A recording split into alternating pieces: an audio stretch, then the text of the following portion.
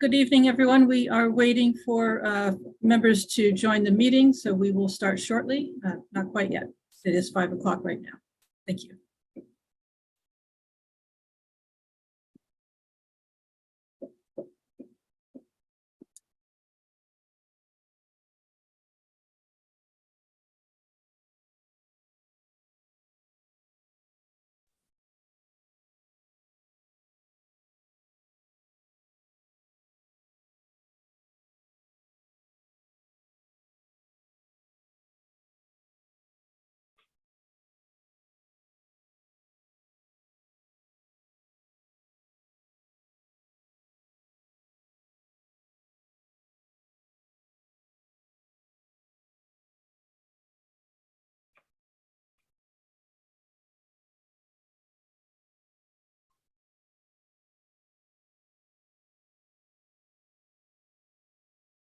We do not have a quorum, so we will continue to wait for additional members to join.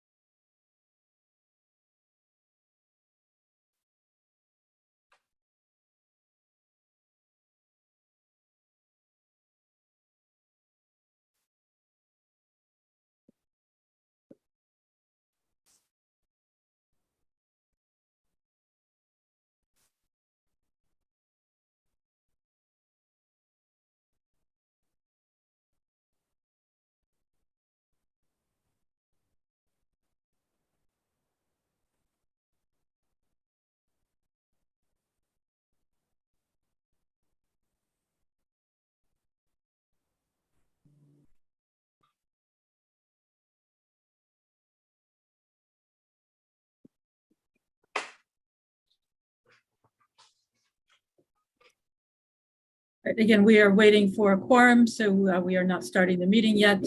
Thank you, everybody, for your patience. We will get started as soon as we have a quorum.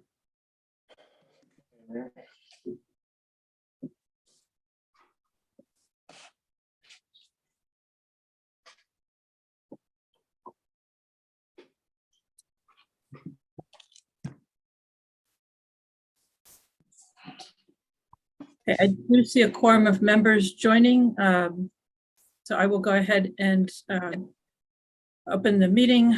Good evening, everyone. This July 17th open meeting of the Nantucket Planning and Economic Development Commission is being convened by video conference pursuant to Chapter 2 of the Acts of 2023.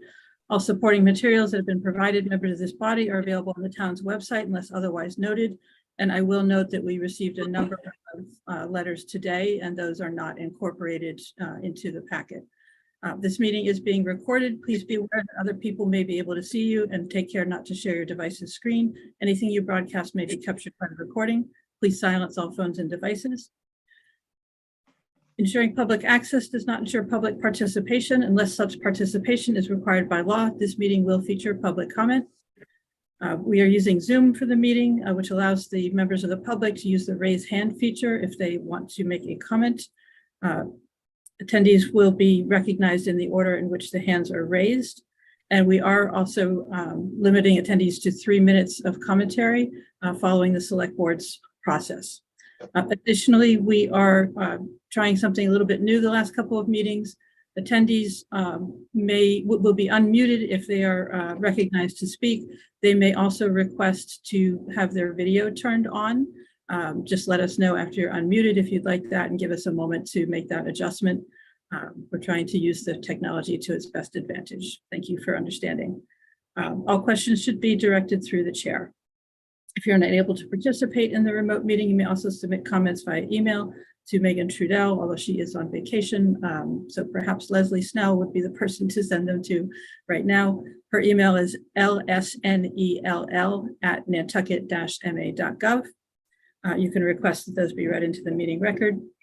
I am Mary Longacre, Chair of the Nantucket Planning and Economic Development Commission. Permit me to confirm that all members and persons anticipated on the agenda are present and can hear me. Members, when I call your name, please respond in the affirmative. Seth Engelborn? Here. I do not see Christy Ferrantella. Don Holgate? Here. Wendy Hudson? Here. Dave Iverson? Here. Bert Johnson? Here. Nat Lowell? Here. Gary Rector? Here. Joe Topham? Here. I do not see John Trudell. Thank you all. Staff, when I call your name, please respond in the affirmative. Leslie Snell? Here. Mike Burns? Here. Billy Saad? Here. And Raisa Kwame from Mass DOT? Here. Thank you. We also have joining us Janelle Austin from KP Law. Janelle? Here. Thank you. Thank you. The chair will introduce each item on the agenda and request that commissioners offer their remarks. If there are any comments, we will recognize the members of the public as well. And reminder that if you wish to engage in a conversation between commissioners, please do so through the chair, taking care to identify yourself. And each vote taken in this meeting will be conducted by a roll call vote. Right. Turning to the first item on the agenda, that is approval of the agenda. And I will make a small note here. I will be introducing some of these items with further clarification. The agenda itself is not changing, but just noting that for the record. Are there any other comments or questions about the agenda? If not, we'll take a motion to approve the agenda. So moved. So moved. Second. I think that was Dave moving and Nat seconding. Roll call vote. Seth Engelborn? Aye. Don Holgate? Don? Aye. Sorry. Wendy Hudson? Aye. Dave Iverson? Aye. Bert Johnson? Aye. Nat Lowell? Aye. Gary Rector? Aye. Joe Topham? Aye.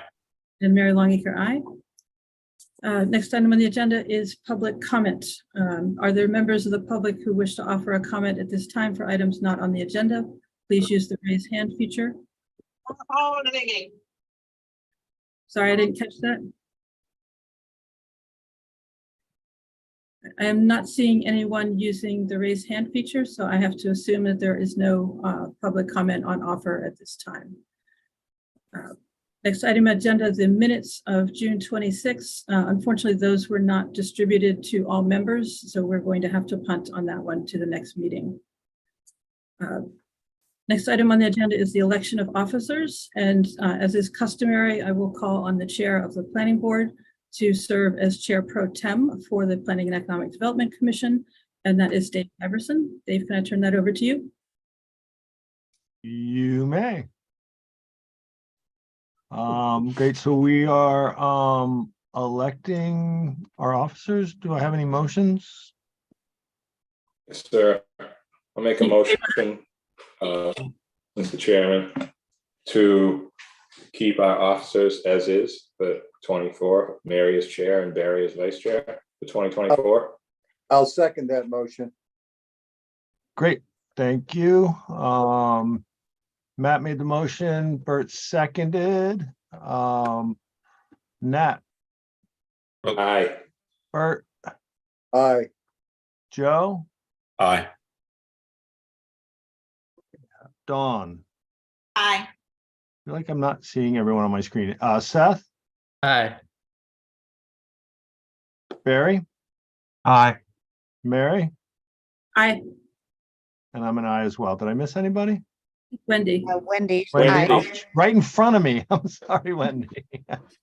All right, great. That's unanimous. And I turn it back over to our new chair. Thank you, Dave. Noting that Christy Ferrantella has joined. Oh, well, she missed it, I think, right? All right, we also need to affirm committee appointments. So I will read briefly the current members. For the Contract Review Committee of Human Services, Bert Johnson. For the Capital Program Committee, Barry Rector. The Nantucket Affordable Housing Trust, Dave Iverson. The Bylaw Committee of 3 seats, Mary Longacre, Barry Rector, and Nat Lowell. The Rural Policy Advisory Committee, Wendy Hudson. The Bike and Pedestrian Advisory Committee, Joe Topham. Are those persons named willing to continue? Are there other persons who would like to offer their services for those committees? I'm fine where I'm at. Thank you, Joe. Same here. Thank you, Barry. Same here with Bert. Thank you, Bert. I'm good as well. Thank you, Dave. You too. Thank you, Wendy. Nat?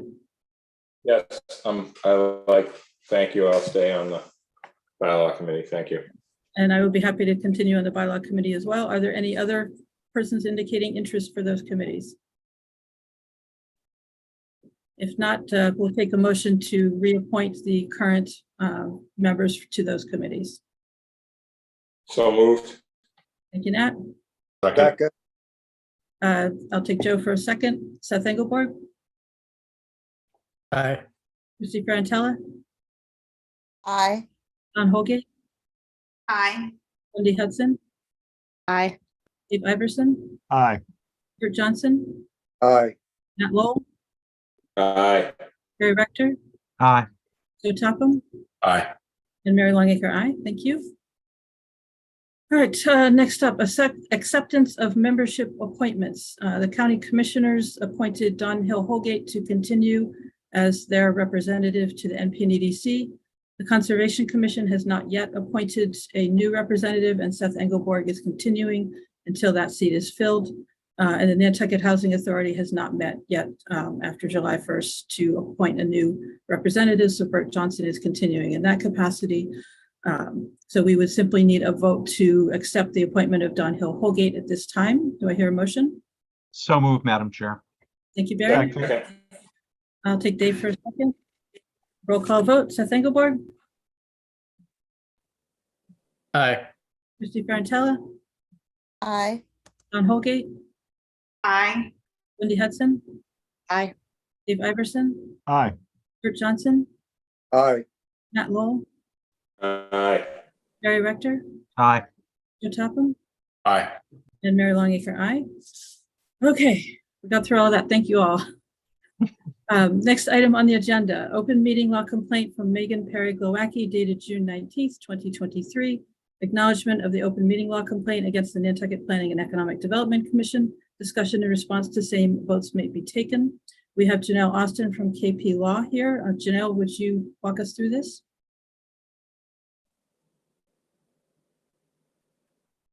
And Billy, do we need to put anything on the screen for Janelle?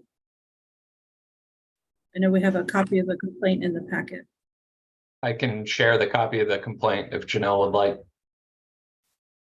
Janelle, what do you need to see? I actually don't need anything, Madam Chair. Thank you so much. I'm fine. Thank you. I was having difficulties unmuting. So we're here tonight to discuss the open meeting law complaint that was filed against the commission. I believe the commissioners have been provided a copy of that complaint previously, and that's been distributed. Is that correct? That's correct. The process for this evening's meeting is to acknowledge receipt of the complaint, discuss the allegations of the complaint generally, and then discuss a proposed response by the commission to the complaint itself. Certainly, I'm available to answer any questions that the commission may have.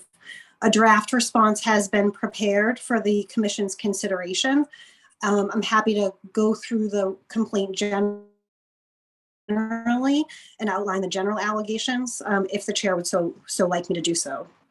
Yes, please. Thank you. In essence, the open meeting law complaint was filed on June 19th, 2023. It makes various allegations with respect to the commission's meetings back in the late winter, early spring, February and March 2023. In my opinion, those allegations are time barred, as the allegations themselves were not filed within 30, the complaint was not filed within 30 days of those meetings. I've addressed that in the draft response available to the commission for its review this evening. In addition, the complaint makes certain allegations with respect to the commission's May 22nd, 2023 meeting. The draft response before the commission this evening outlines a proposed response to that. As you all know, at the May 22nd, 2023 meeting, the agenda was very specific in terms of staffing updates, discussion of Mr. Vorse's retirement, as well as contract ratification. The proposed response outlines that.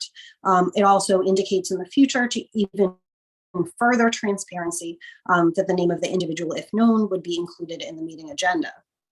In my opinion, the remaining allegations that are in the complaint with respect to the appointment and hiring process fall outside of the jurisdiction of the Attorney General's office, as they include specific allegations that do not invoke the provisions of the open meeting law, General Laws Chapter 30A.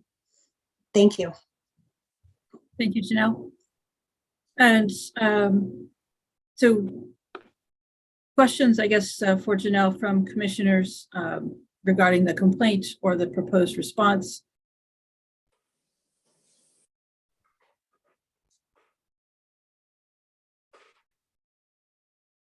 Not seeing any.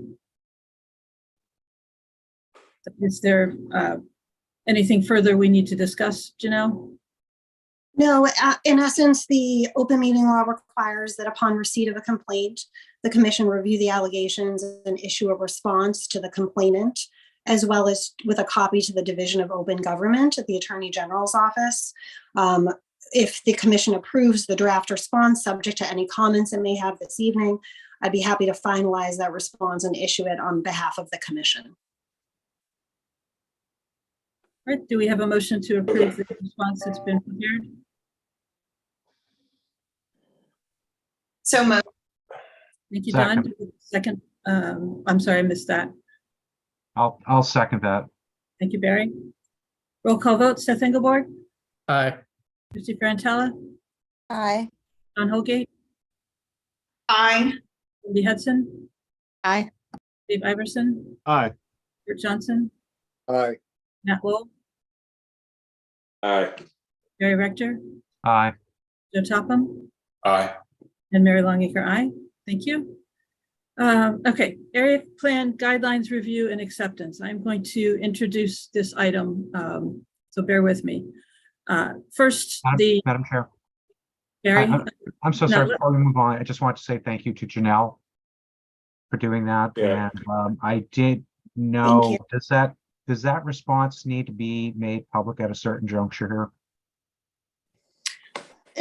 No, it is subject to the public records law, of course, but it doesn't need to be publicized or anything along those lines, in my opinion. Thank you. Thank you all for having me this evening. Thank you. Thank you very Thank much. you. Thank you. Thank you. So the item E, the area plan guidelines review and acceptance. So there are two things I want to introduce here. The first is, why are we doing this? And the second is, what are we trying to accomplish tonight? So for the first one, in my experience over about the last 4 years, seeing different area plans move through our system, it seems that the expectations that are created, the guidelines that have been given, the results and the actions that have been taken are inconsistent, and they ought to be consistent for each area that plan that is developed. And so I asked Andrew for some guidelines. He began writing some. I added to them with things that are from my particular experience, both as a member of the Civic League Executive Committee when Judith Wegner was speaking to us about area plans, and as a member of the Town Area Plan Committee, and as a member of the NPNEDC, watching the Wisconsin Area Plan and the Monomoy Area Plan proceed. Then Barry, who is also experienced with the area plans, added further comments, and that brings us to the draft that we have today. So this is in front of commissioners for additional commentary and refinement as to what we're going to try to accomplish today. That is open-ended. We could decide that this draft is not yet ready to move forward, and we could do more work on it. We could accomplish within the meeting today any refinements that we desire and decide that it is now a final draft. We could potentially accept it, although I think that that would be accepting it as a final draft. It would not be accepting it in order to put it in practice. So I'm sorry, Don, do you have a comment? I'm sorry, Mary. I forgot to turn my mic off. So the title of the agenda item is not quite fully encompassing all of the potential actions that we have here today. So I wanted to make that clear that we have a wide variety of action. We're simply trying to move this one step forward at this time. So Billy, would you put the draft area plan guidelines up on the screen? And I'm going to walk through this. Billy, we're seeing your email.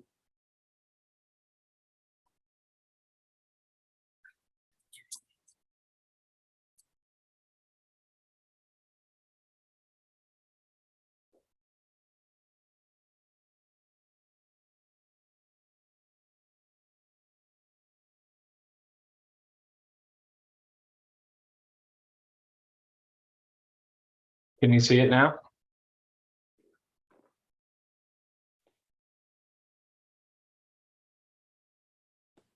Yeah, I can. Yeah. Yes.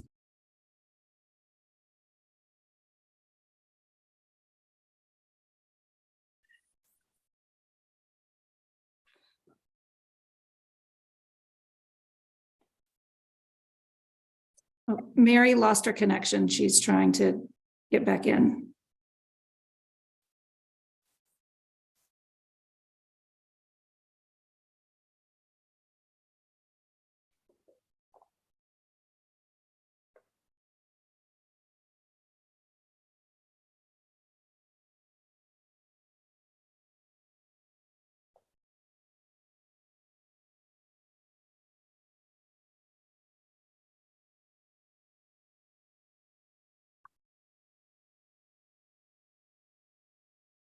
I don't know if you guys can still hear me, but my computer's not responding. We've got you on this end. Yeah, I've got a blank screen, so I can't see anything, but I can tell my camera's still on. I do not know what happened to my monitors. All right, I'm going to have to power down and come back. I'm sorry, everybody. Barry, if you want to take this forward and go through the document as vice chair, you're definitely familiar with it. So if you want to continue, please go ahead.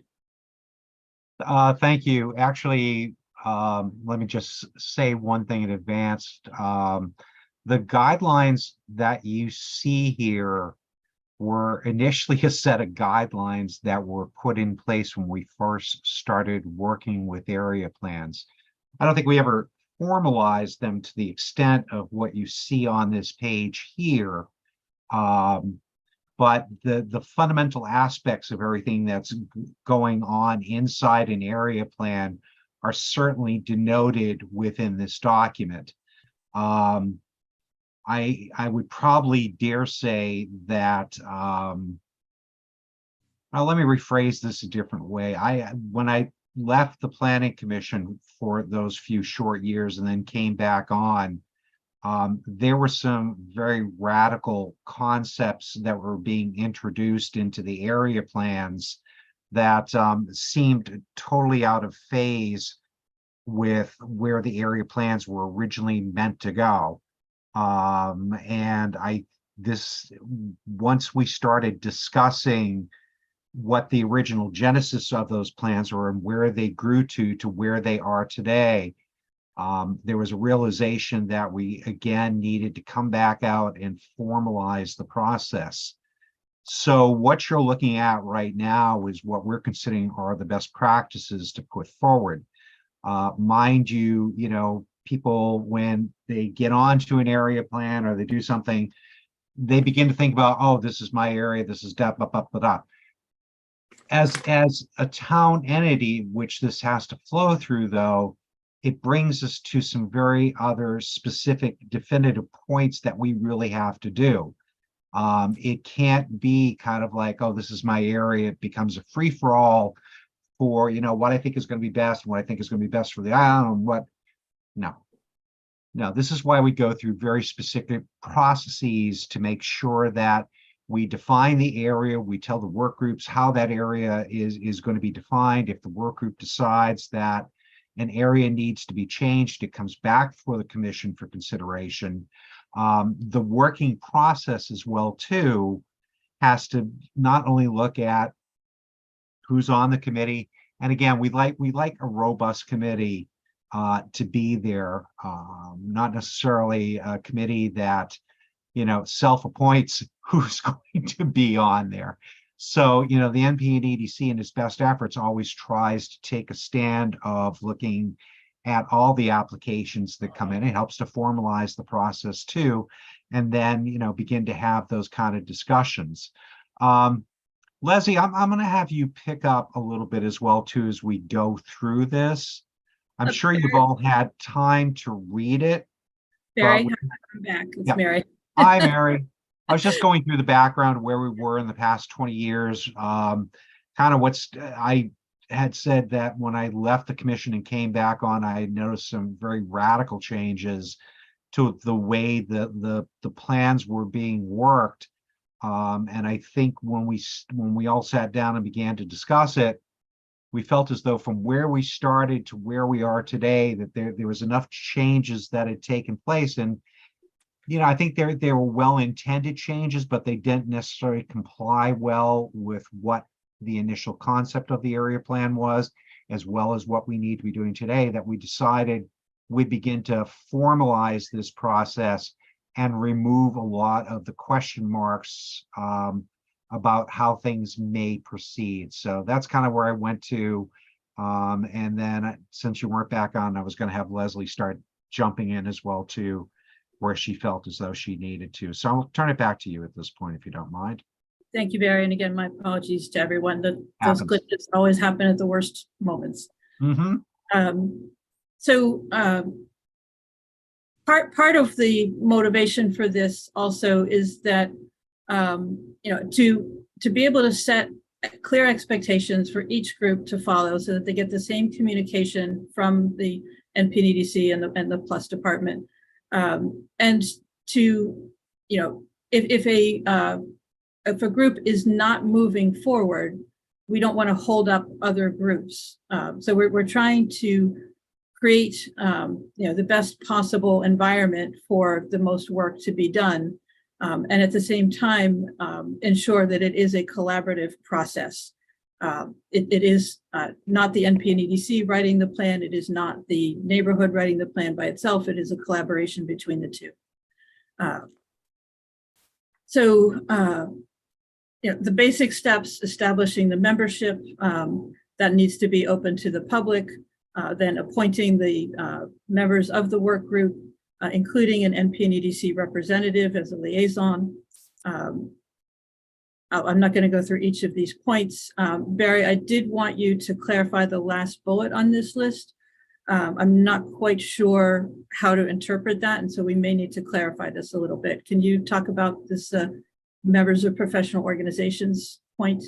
Yeah, the whole concept was here once again was to, if outside professional organizations are brought in, we need to be aware of it, and we need to be, as an NPNEDC, on finally approving that plan, we need to be aware of who those organizations are and what their goals or objectives are in the process as well too.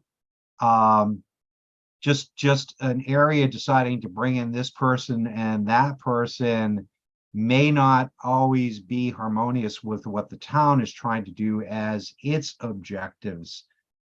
Even though it may be quote unquote a professional organization, their goals and the goals of the town may be diametrically opposed to each other.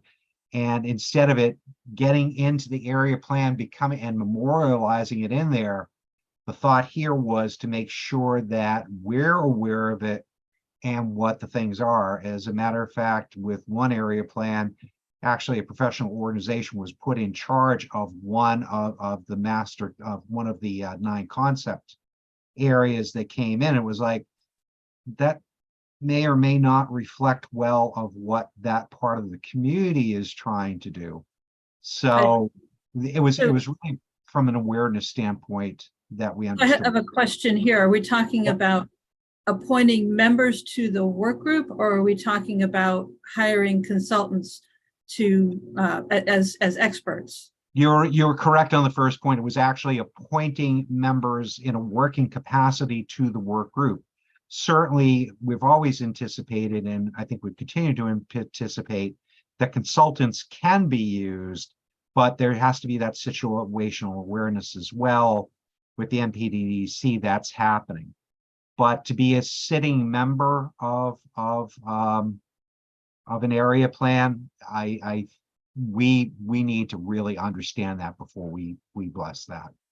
And then I wanted to clarify here, the work group has no power to appoint members. It's the NPDDC that appoints the members. Correct. So I think this paragraph might need a little wordsmithing to make those clarifications. Yes. Yeah. Matt, do you have a comment here? Yeah, I do. I just don't know if you can see my hand. I put it back down. I think to add to what Barry's talking about, at first I thought he was talking about the work group hiring on their own. Like, in other words, paying for someone independently versus the NPDDC's budget and what that plan, that area has for a budget to bring in some sort of, whether it be a consultant or some other professional. So I think that, yes, that needs to be clarified in this paragraph, in that sentence, as to who's paying for what and who's appointing them, etc., approving it. I think that needs to be clear. That's where my mind was going when Barry was explaining that. So I don't know if anyone else has the same point. Thank you, Nat. Other commissioners? Seth? Yes, thank you, Madam Chair. I don't really agree here. I think that it's important to know what people's interests represent, but let's just say somebody lives in a specific neighborhood and they happen to be a lawyer, or happen to be a financial planner, or happen to be a certified planner. I wouldn't want to bar them from participating. I think the issue is just making sure that they're doing so on their personal behalf and not on representation of any organization. I think we just should change this to say that all members appointed to the work group are doing so on a personal civilian basis rather than on the basis of any organizations they're associated with. And then if they do something that is on behalf of the organization, then that's an ethics question. But just because somebody happens to be a planner doesn't mean that they shouldn't be involved in a work group. Thank you. Thank you, Seth. Other comments on this one? Okay. Moving on, the next point would be to adopt the boundaries. And again, those are determined primarily by the Director of Planning, require a vote of the NPDDC, and then are set, and changes would have to come back to the NPDDC. Meetings must be conducted within open meeting law requirements. So this is something that has not always been explicitly made clear, that each meeting must be noticed according to the procedures that are required. Minutes must be kept. Those minutes must be available and posted for public review. So all of the open meeting law requirements apply, and those apply to subcommittees as well. Having experienced this firsthand, it is a pain in the neck, but it is required. Wendy? I guess I just question the need for that. I mean, I feel like every suggestion here is going to slow everything down. And I kind of agree with many of the points that were made in the letters submitted by the Monomoy Association. We want to encourage this work to be done. And open meeting law, as you just said, Madam Chair, is cumbersome in a neighborhood. I don't see the need for it. It's creating drafts things. It's not making laws. So I just would like more explanation of why I feel that's necessary, I guess. Thank you. Leslie, do you want to address that before we go to Joe? Sure. I mean, the NPDC is appointing generally the people in the area plan work group to serve on effectively a subcommittee. So they have to be subject to the open meeting law and keep minutes and all of the things that any other group would have to do. I mean, I know that may seem sort of onerous, but it's been done, in the past for all of the area plans. It's only become a problem with one recently. I mean, it's important to be transparent and for people to be able to review the minutes and see exactly what was discussed, during the course of their meetings to lead them to their recommendations and content proposed within the plan. Thank you, Leslie. And just to repeat that point, the work group is a subcommittee of the NPDC. And so we can't get away from those laws. Joe? Thank you, Madam Chair. Leslie stole most of my thunder. I agree. I think that that they are working in collaboration with the town, and I think it's really important that we're able to go back at a later date and see the minutes, and then be able to watch a discussion on Zoom. I think that's really important to get that knowledge or information. If we got to pull it back in at a later date, I think it's really important that they all follow the open meeting law. I would hate to have someone having a side meeting and then, you know what I mean? I just feel it should be open and direct. It seemed like when a bike path came in, there was the homeowner association spoke, but I don't feel like they polled their neighborhood. And I really feel that that's improper. I feel that we're trying to get everyone involved. We're trying to get everyone's opinion. And I think it's really important to be open and transparent as possible. Thank you, Madam Chair. Thank you, Joe. Okay, moving on. Billy, can you scroll down a little bit? So the work group is responsible for their schedule. It's again, the meetings have to be posted, and that can go through the staff at the Plus department. But the working group should take the initiative to figure out when they're meeting, where they're meeting, how they're meeting, submit the minutes. Staff are not providing full support for the work group in that capacity. And then, as we mentioned, the collaboration.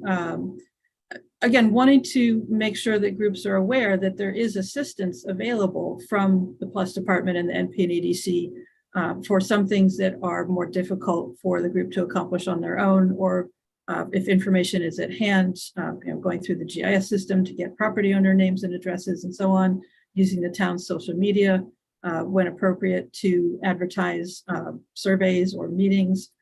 So there's definitely assistance available. We want to make sure that groups are able to take advantage of that, again, so that we have the best resources available to create the plan. At the same time, there is also an element of review and permission for that. So the group does not have the ability to commandeer staff time. Any requests for staff time or for assistance have to go through the Director of Planning for approval. And then drafts, I'm Billy, sorry, can you go back up just a little bit? Yeah, right there. So the drafts, rather than being in a polished state, should be provided in an editable state when there are drafts, so that we can more easily work on them for our own purposes. All right, go ahead and scroll down, Billy. Pointing out that the draft plans will need to be distributed to town departments and other stakeholders for their input as well. And making a point here on the next bullet about the surveys for the town area plan, which I'm a member of that group. I found it very helpful to take our proposed survey to the Director of Planning and receive feedback on that before it was disseminated. There are perhaps goals that the planning department has that can be met through the survey, or refinements. I know Leslie said keep it short, so that was appreciated. We worked on that, and so it becomes a much better tool. It also gives the planning department a heads up on what questions are being asked. And the target audience, again, there are two main groups of respondents. If it's going to be a question about property rights, then you want to make sure that you're getting responses from property owners. But if it's a question about general activities, then it's more appropriate to open that up to multiple responses per household, and anybody who rents or who works potentially in that district might be an appropriate contributor. There should be some control over or knowledge of who is responding so that we can make sure that it's people within the target area. And all of the survey results will need to be submitted with the plan. Making a point here as well that there are cases when multiple surveys may be beneficial, but the point is to get to writing the plan and not to gather data forever. And in some cases, a public meeting is a much more appropriate avenue for getting input than a survey. Go ahead and scroll down, Billy. And let me pause here. Any questions about or any suggestions for the material we just read? Nat, is that a hand? No, just there was something at the beginning of the, you scroll back, can you scroll back up to the part about where it says contrary to the town? I think that's a really important little sentence there. Positions that are contrary to town-sponsored project goals and planning efforts are subject to removal. I think we should add a little bit to that, or determined something, and Leslie can clean it up. I never have the right exact language in my little suggestions, but or determined by staff in the commission and or the commission beyond the, to be beyond the scope. Something about beyond the scope of the area plan process. I think that would be a good thing to throw into that, because that's important. There's always something in an area, like at Surfside, there was something, the town bylaw about the food place, the shack, right? There's stuff that the general, not everybody knows, and it always pops up in these things. So I think that might be important to put in there about the scope, beyond the scope of the area plan process. Thank you, Nat. Any other comments from commissioners before we go on? Okay. So progress reports, we have had a couple of area plan groups take, a couple years, and and sometimes not hearing from them. And so we want to make sure that progress is happening, that we're aware if there are any bottlenecks, just so that we can assist with moving forward on that plan. Again, we don't want to block other neighborhoods from being able to create a plan because somebody else is not moving forward and just taking time. And then finally, the plan's subject to a formal vote to adopt by the NPNEDC. So there may be other points that commissioners want to offer. We do have a couple of refinements here. Any further comments on this?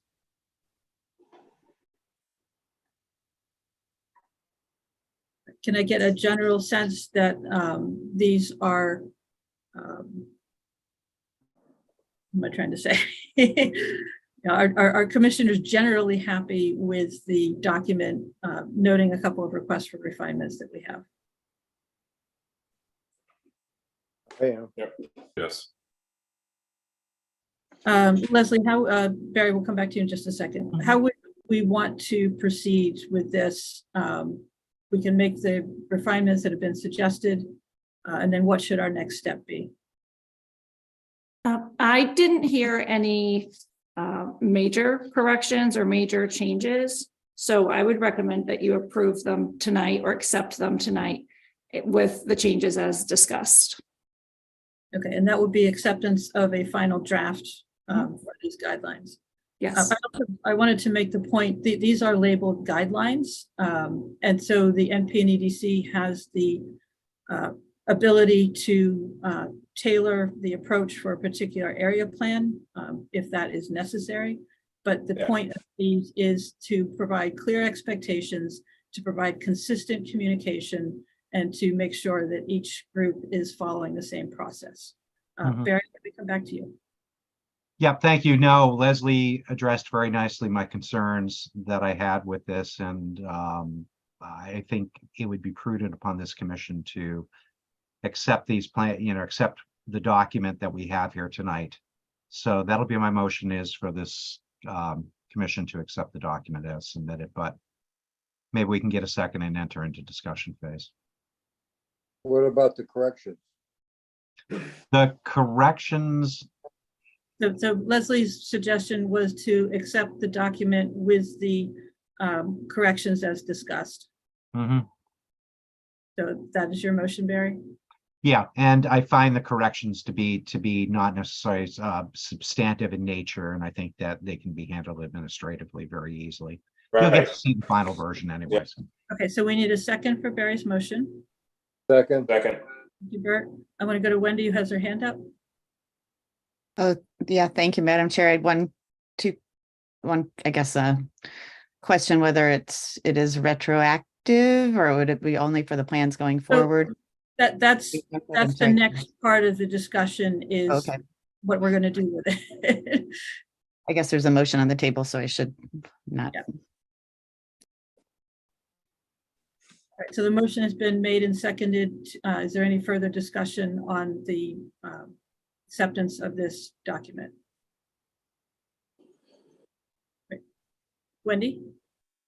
I'm sorry if this is not appropriate when the motion is on the table, but I kind of would like to see the final written before approving it, which may mean I'll just abstain for the moment, but I'm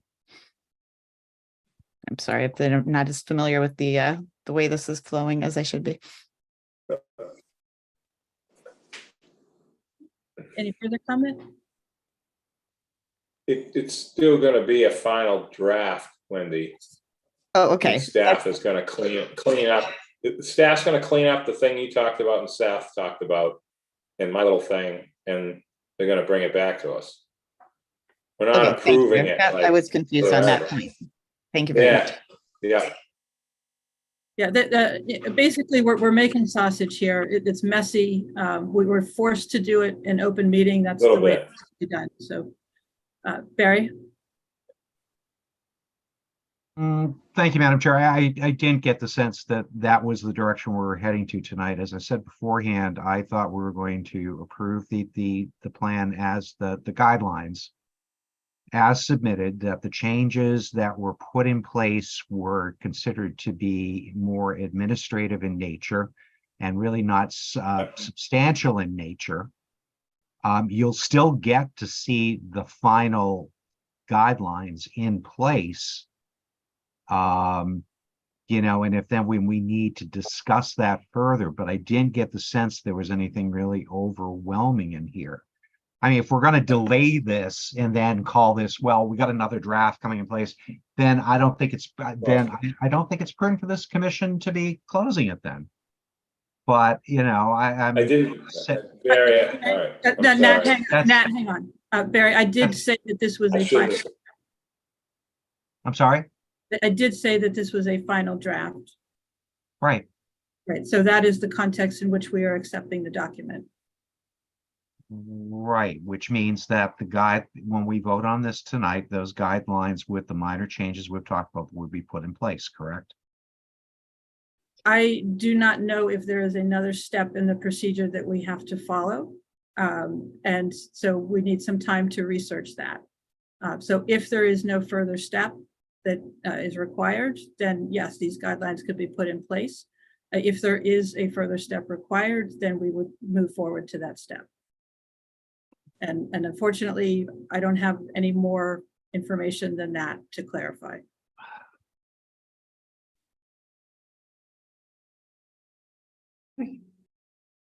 So we have Leslie. Go ahead.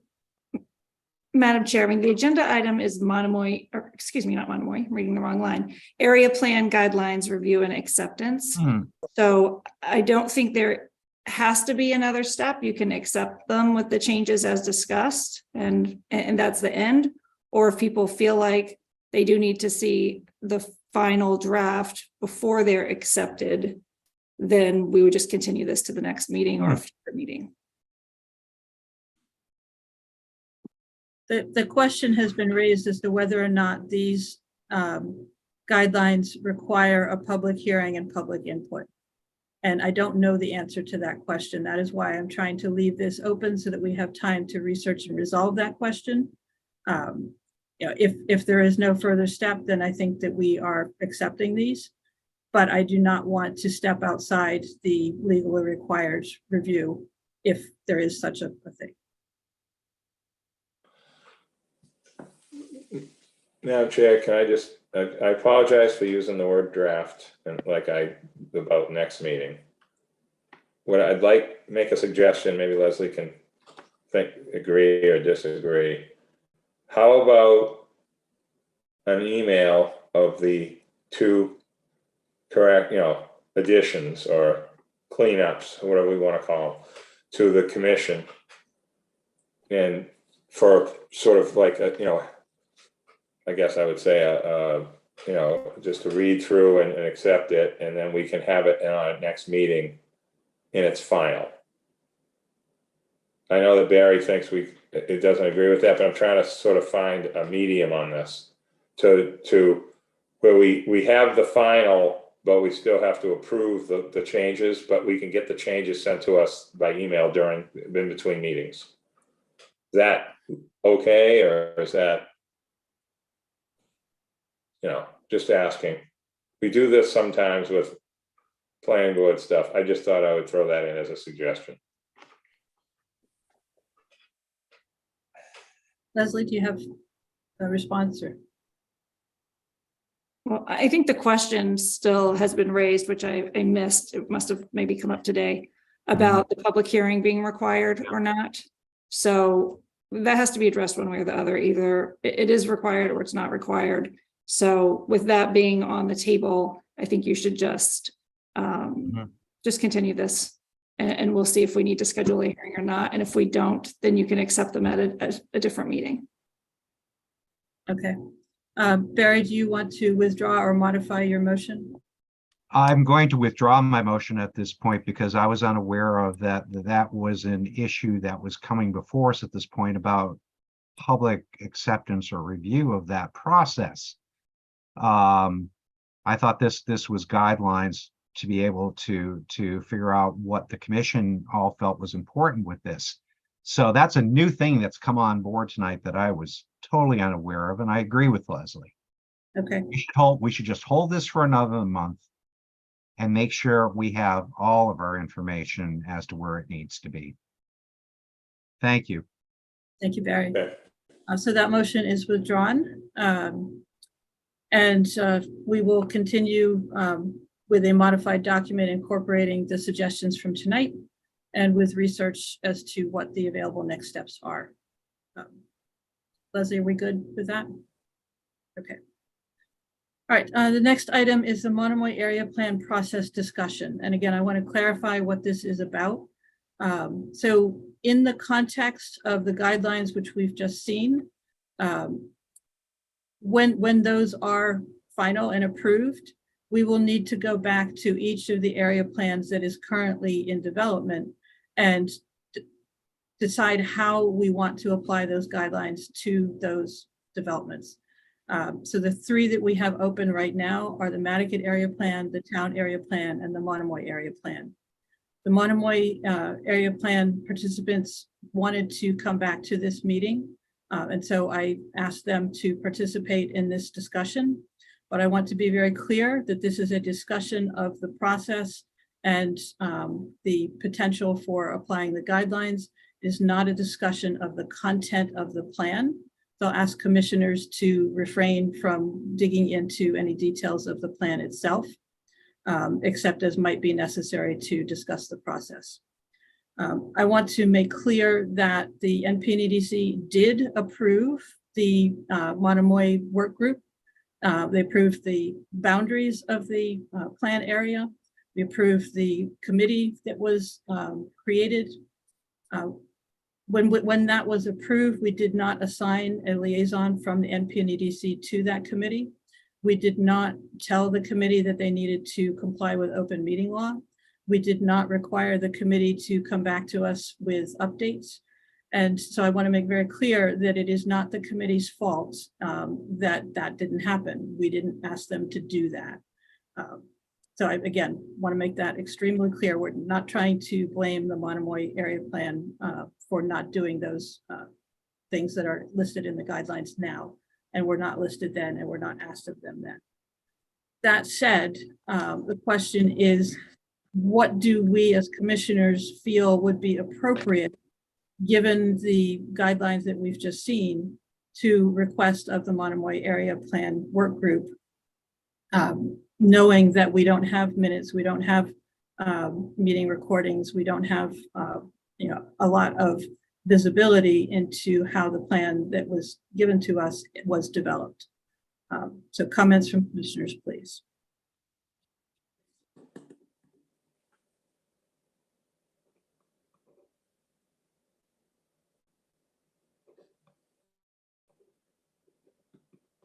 Joe? Have we asked them if they've taken minutes? Because it seems like they were pretty organized. So, we asked for minutes and they declined to provide them. Okay, If they existed. that's too bad. Wendy? Thank you. Yeah, I just recall being very impressed by the presentation and the work that was done, and the length of time that has passed is the relevant point here, that they've had time to distribute it to their, everybody in that neighborhood has seen it, I'm sure, and looked at it because of the amount of time that's passed. So I feel like maybe requesting more information might be relevant if it was being rushed or something, but since it isn't, I just want to stand up for moving this process forward and not, dragging it out more for the work that's been done. Thank you. Yeah, Madam Chair. No, I wasn't trying to bog anything down. I think it would just be having the minutes go with their work group information and everything they've compiled. I think it just helps to have the rough draft and the final, all the comments. I think it's educational if someone went back in. I was just asking for, something to add to the packet that they've already provided. I think they're, as I said earlier, 98, 99% completed. It's just making sure we haven't missed anything. Thank you, Joe. Billy, would you bring in Matthew Westfall? You can unmute, bring him in as a panelist. Matthew Westfall was a member of the Monomoy area plan work group. I am having a little technical difficulty. My attendees list just went blank. Are you seeing attendees still? Yes, let me refresh and see. I don't have, maybe NCTV, are you able to assist? Matthew has his hand up, but I don't have. I have him now. Sorry, I'm going to move him over. Thanks.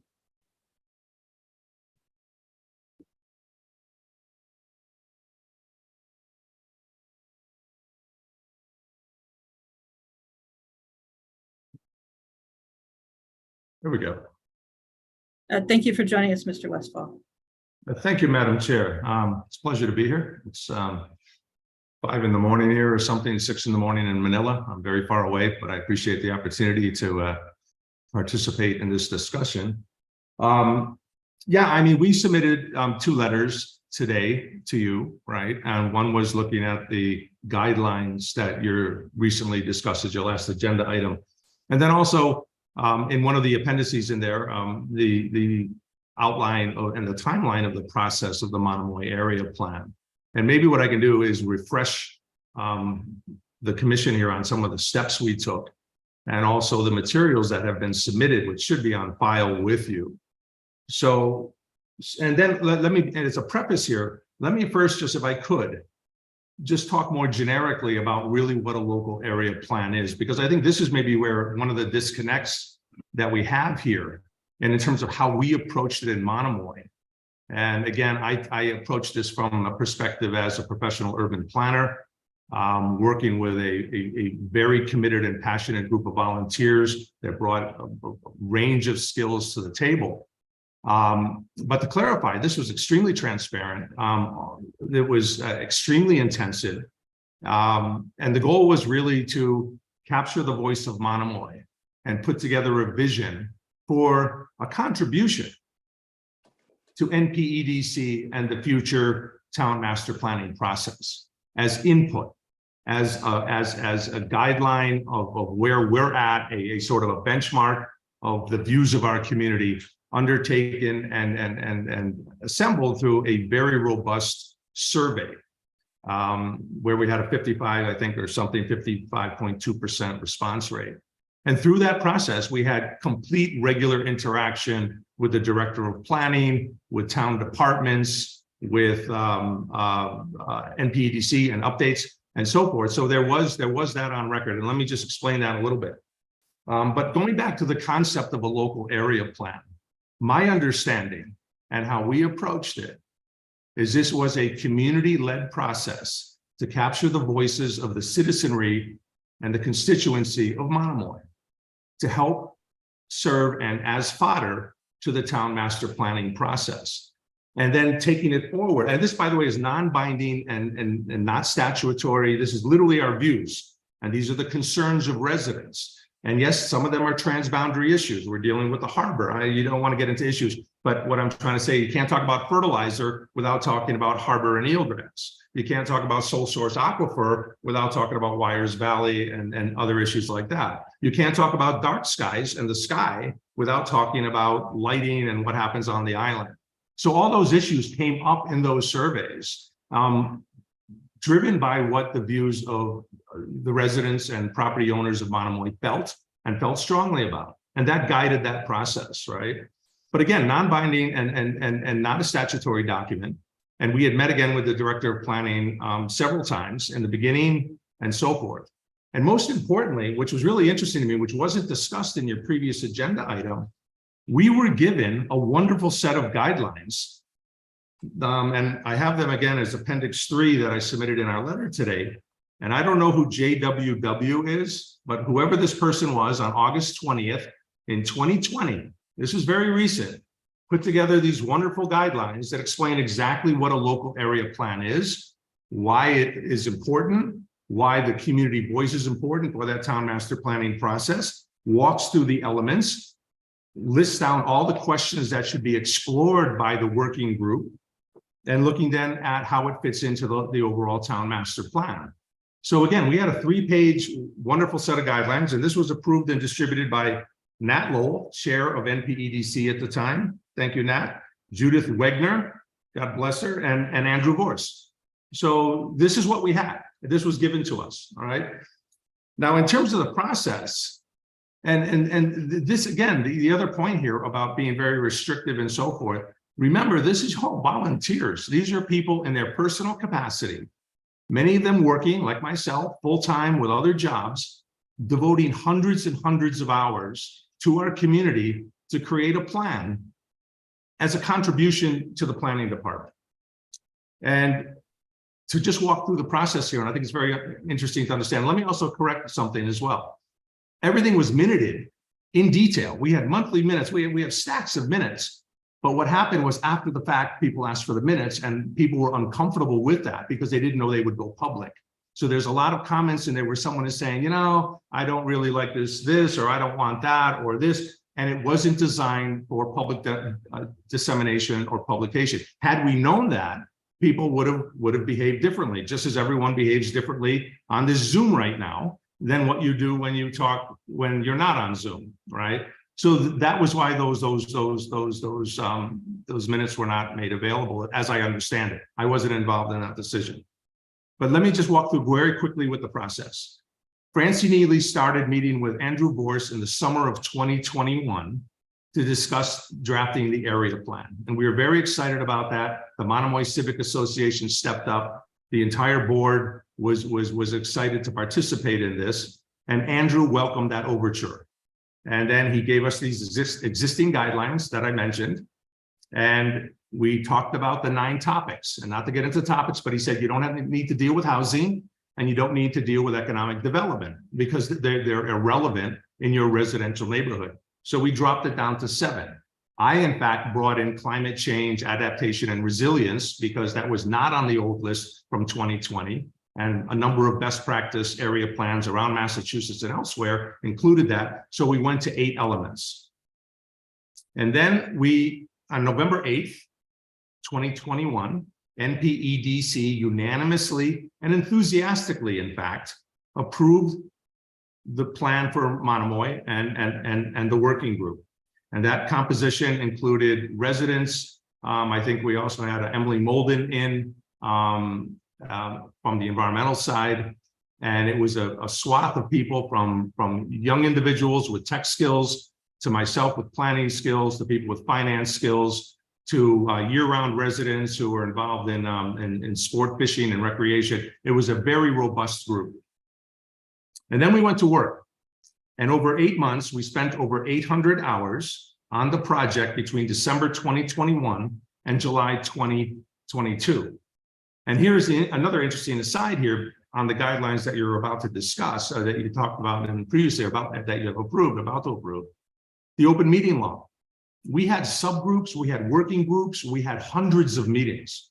I mean, there were meetings of 2 people, meetings of 3 people, cobbling together a survey, refining that, going back and forth, presenting that to Director Vorst, walking through those questions and making sure that he was happy with that. And we shared the results with him. That was all a very interactive process. And underpinning all of that content on our work was this survey that was conducted with all our property owners. And in fact, I believe we had the highest response rate out of any area plan ever done on the island, 55.2%. Some of the others are sort of 12%, 15, 20%, 55.2%. And then I met with Andrew again in May 2022, and we reviewed the almost completed map and all the recommendations and all the findings, and there were no objections whatsoever. We explained to Andrew at the time that it would be presented to the membership of the Monomoy Civic Association in our annual meeting that July. And this is very important to point out. Andrew said at the time, he looked at it, he said, this looks fine. It should have smooth sailing. Maybe you'll get 1 or 2 comments from NPEDC. I've never seen them ever comment on really an area plan at all. And you should expect it to be adopted and approved in late summer or early fall of 2022. So we proceeded on that timetable, and we proceeded with that approach. And then on July 9, 2022, I stood in front of the entire community of Monomoy with our team, and we presented the Monomoy area plan, and it was unanimously adopted and endorsed with vigor. I mean, people were saying, wow, this is really something. This is really a best practice. This is really exciting for the island. Wow, we're actually, finding a way forward here to address some of these issues we don't talk about. Climate change and resilience, coastal erosion, protecting the creeks, light pollution, dealing with fertilizer, having that conversation in Monomoy about not polluting and killing eelgrass. And caring for our harbor. And it was unanimously and enthusiastically adopted. We then officially submitted this to NPEDC on July 15th, 2022, a full year ago. And we had a discussion with Andrew at the time, and it wasn't about adoption. It wasn't about approval. It wasn't about NPEDC agreeing with everything we said. The word he used was, and he put it in quotes, he said acceptance. And what does that mean? The acceptance they accept it essentially as fodder, volunteer fodder as a contribution to NPEDC and the town master planning process. It doesn't mean they had to go through and agree on the wording. It didn't mean that we had to sort of negotiate the views of Monomoy or sit here and censor the survey. It was just like, this is great, thank you. And as you move forward in a master planning process, as I understand it, we are going to open up this whole can of worms once again with new surveys and visioning groups and work groups and community participation and engagement. And you're going to go through all of this once again. And you're going to strengthen that with all these diverse voices and create a master plan hopefully good for the next 10 or 20 years for the future of Nantucket, right? So those diverse voices make it a stronger thing.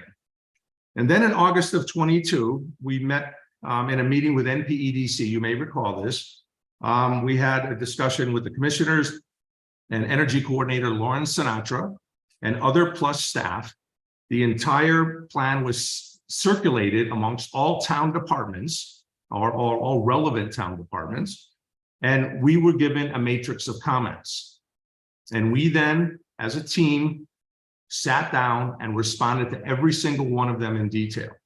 We made changes to the document. It was editable, just so you know. It wasn't locked down. It was editable. We went in and put changes in and so forth. Chair Longacre, Madam Chair, you asked us to put in something on affordable housing. Absolute critical issue to the island. We had a series of exchanges on how we could address that. And we put that section in. And we noted our full support for affordable housing. The island doesn't survive without affordable housing. And we put that there, front and center in that section, even though we were told originally not to address housing, because it is an important issue and it shouldn't be overlooked. And then we talked about a timetable and any other remaining comments. There were a few others from NPEDC and from the planning department, and we put those in. So we went through 2 rounds of comments that were then incorporated into that plan. The completed map was set on the agenda on September 19th, 2022. And Chair Longacre, Madam Chair, asked for a motion to accept the map. So there was broad consensus in the planning department and everywhere else that it was ready to have a motion to accept the map and publish it for public comment. We were at that point on September 19th, 2022. And then as respectfully as I can say, inexplicably and unreasonably, Barry Rector derailed that process by saying the map was a good start and then put the whole thing back on the back burner. And it's been on the back burner for 10 months with no comments and no feedback from the Planning Commission because you're all too busy to deal with this. And we understand that. And it's now been shelved for 10 months where it's waiting to be taken to public comment and the next step toward that acceptance. And here's how I will end this, or at least this bit of my commentary here. We're here to help the planning board, the planning department, and NPEDC. We are part of this island, and we are, through our volunteerism and our passion, trying to give you something as a gift. Here in the Philippines, we have a word handog. Handog is an offering. It's an offering to you. We don't want anything in return. We want to help you with your planning process. And we're here to compromise, support, facilitate, and engage on the town master planning process as it moves forward. This is not a combative thing. We're not trying to take an antagonistic position. We're not trying to win points or change the view of anyone. We're just literally providing a non-binding advisory document as fodder and input to the town master planning process. So I'll leave it there, and I'm happy to answer any further questions. Thank you.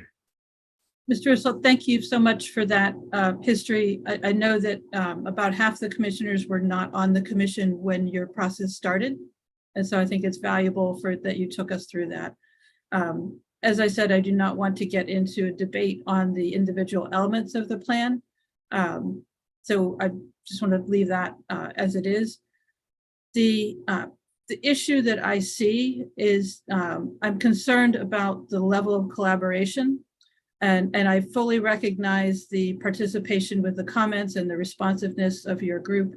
Point of clarification, when you're saying map, you mean MAP, Monomoy Area Plan, not the actual geographic boundaries. I believe that was the case. And my concern is that there were several commissioners at the last meeting in September of 2022 that had concerns with the content that was included in the plan. Again, I don't want to open that discussion here. That's not what we've put on the agenda. And so the question I have is, should any of the area plan guidelines that we've just discussed be considered in such a way as to collaboratively work with the Monomoy work group to bring a plan to the NPNEDC that is acceptable and addresses some of the concerns that the commissioners had at the last meeting. And so I'm looking for commissioners' input on that topic.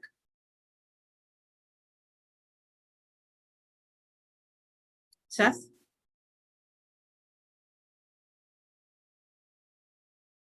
I would respectfully say no.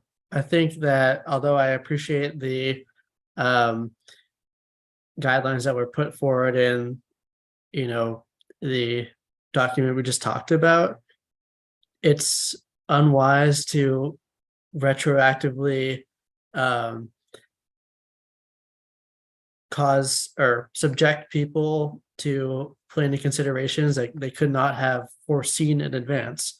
Had this document existed prior to the creation of the Monomoy area plan and then they didn't follow it, then there would be some issues. But they were just following what we told them. And I know we're not talking about the content of the Monomoy area plan today, but I sort of agree with Mr. Westfall here. They did what was asked of them, and it's up to us to not retroactively go back and make them do a different process than we said originally. It's up to us to decide, is what they have submitted sufficient? Do we need additional information? Or if not, are we ready to accept? I think that's all we should consider moving forward. Thank you. Thank you, Seth. Wendy? As usual, I agree strongly with Seth on this kind of thing. I really just have to applaud all the efforts they put in. I mean, everything Mr. Westfall just outlined is exactly what we want the other communities to do. We really, really just need to make sure that they know that we appreciate all that went into it. I just can't, I've said it a few times tonight, so I'll stop there, but I really agree. Thank you. Thank you, Wendy. Barry? You can go to Mr. Iverson. Barry, go ahead, please. I don't even know where to begin with this. I really don't. I'm trying to be respectful here in so many different ways, but I think a year's worth of time has also allowed the dialogue to be significantly changed.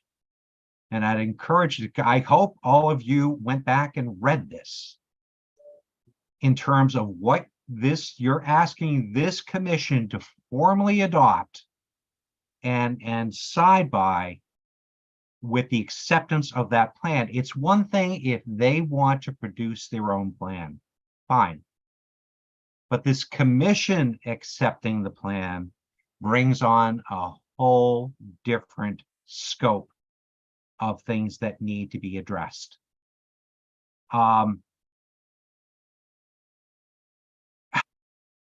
You hear me being tongue-tied because I'm really trying to be respectful here.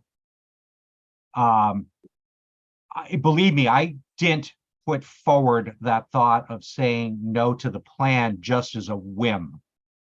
There are very legitimate reasons why I called out to the commission to thoroughly go back in and review the plan.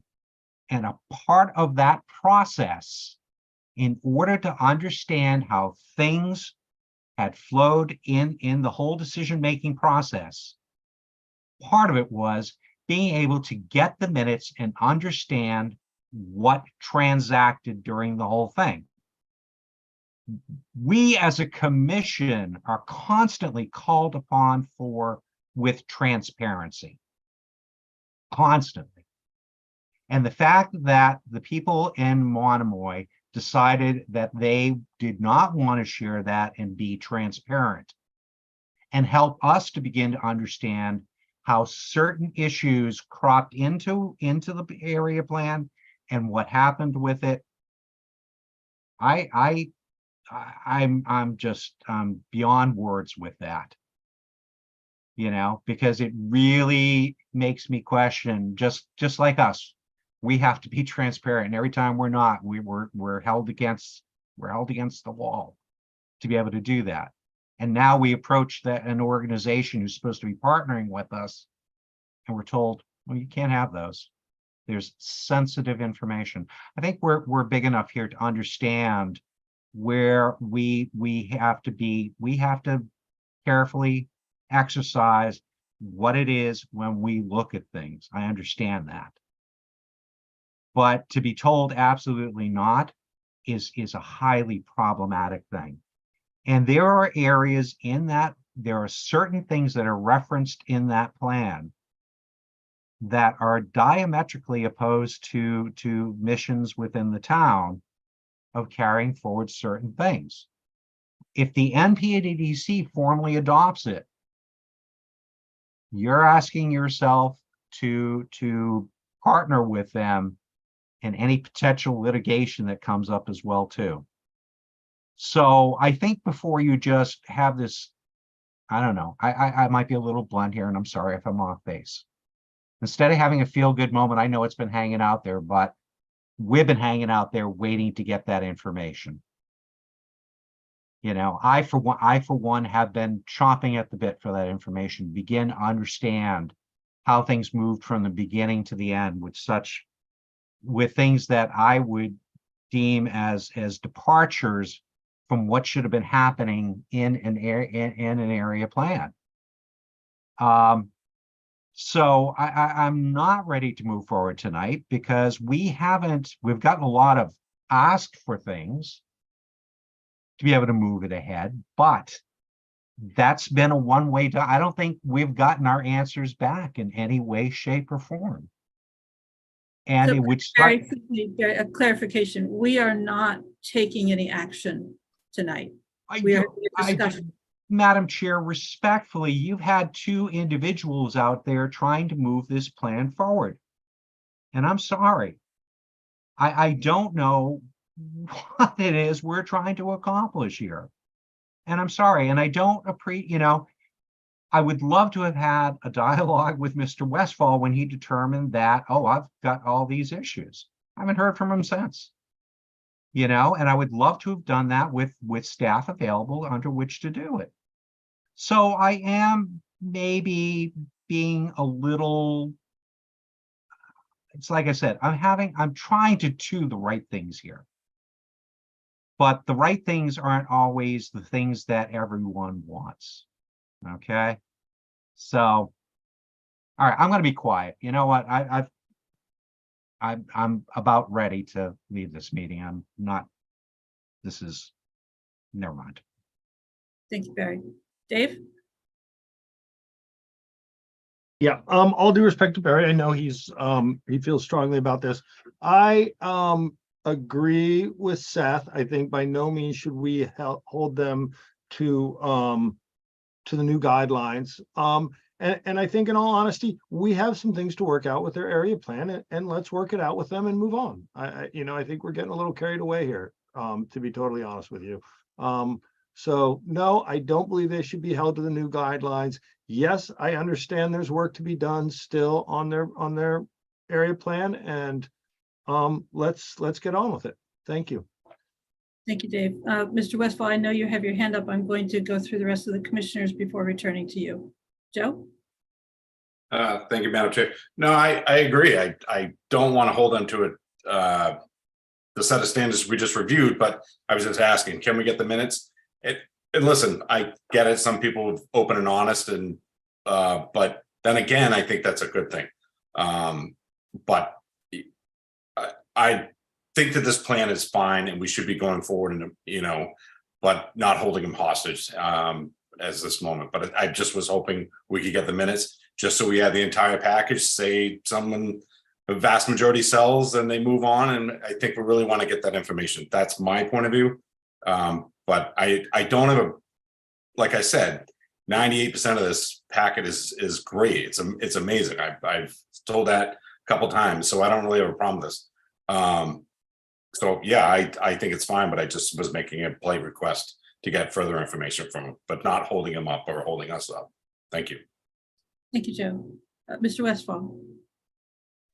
Hi, thanks for that. So we're more than happy. I'm just looking online here. I'm digging through my files here. The minutes are completely benign. There is nothing, I think people were just really concerned about the retroactive request and so forth. I will talk with the group. We will get the minutes to you. I don't think there's anything of any concern. It was just that it was a little more of a free-flowing dialogue than maybe what you would expect. But, you know, as you said, I think one of the commissioners said, you know, we're all grown-ups here. We know how people, you know, work through issues. There's not, it's completely benign. We can get those to you very immediately. It's not a problem. Thank you. Thank you, Mr. Westfall. Any further comments from commissioners? Or Leslie, did you want to add anything? Oh, Nat, I'm sorry, Nat, go ahead. Yeah, just, I didn't put my hand up, sorry. No, I just, you know, reiterate what Dave and Joe said. I understand the passion. I've been through this before. It's a new era now. I just want to kind of say a couple of, you know, Natisms here a little bit. It's a new era, Mr. Westfall. If this was in the 90s or in the early 2000s and you were living in Surfside, we would have been sitting around this guy Ed Fawcett's dinner table and talking about these things, and there would have been a couple people there from staff and, you know, having refreshments, and that it would have been great. But now things are different now, okay, and they're more formalized, and also people have, I guess, expectations that these area plans provide something like protection from certain things and zoning and things like that, and it gets a little bit beyond what that is. So I think that there's, you know, we know the 3 or 4 items that were in the plan that we had questions with. You brought up Lauren Sinatra. That's one of them with the solar farm. I'm not going to bring up the rest of the stuff tonight because it's not on the agenda and that's not what we're supposed to be talking about. But I agree with what Joe said. Clean those things up with staff, with us, whatever the process would be for that, those items that we had trouble with, and move on. The plan itself, the outlines, the way it's done is really good. It's great. I think when Andrew told you about removing those items that you removed, it wasn't that he was referring to your area being sort of rebuilt in its current status, and it doesn't fall into Vonamoy and, you know, the areas that the borders of this plan. So I agree with what Joe said, I agree with what Dave said, and but I do understand the passion that Barry has, and I try to move on a little bit from these things, but we do have to clean up the 3 or 4 issues that we had with some of it, and then we'll be fine. Thank you. Thank you, Nat. All right, so Mr. Westfall, if you have one more comment, go ahead. I'm sorry, just in response to Commissioner Lowell's comments.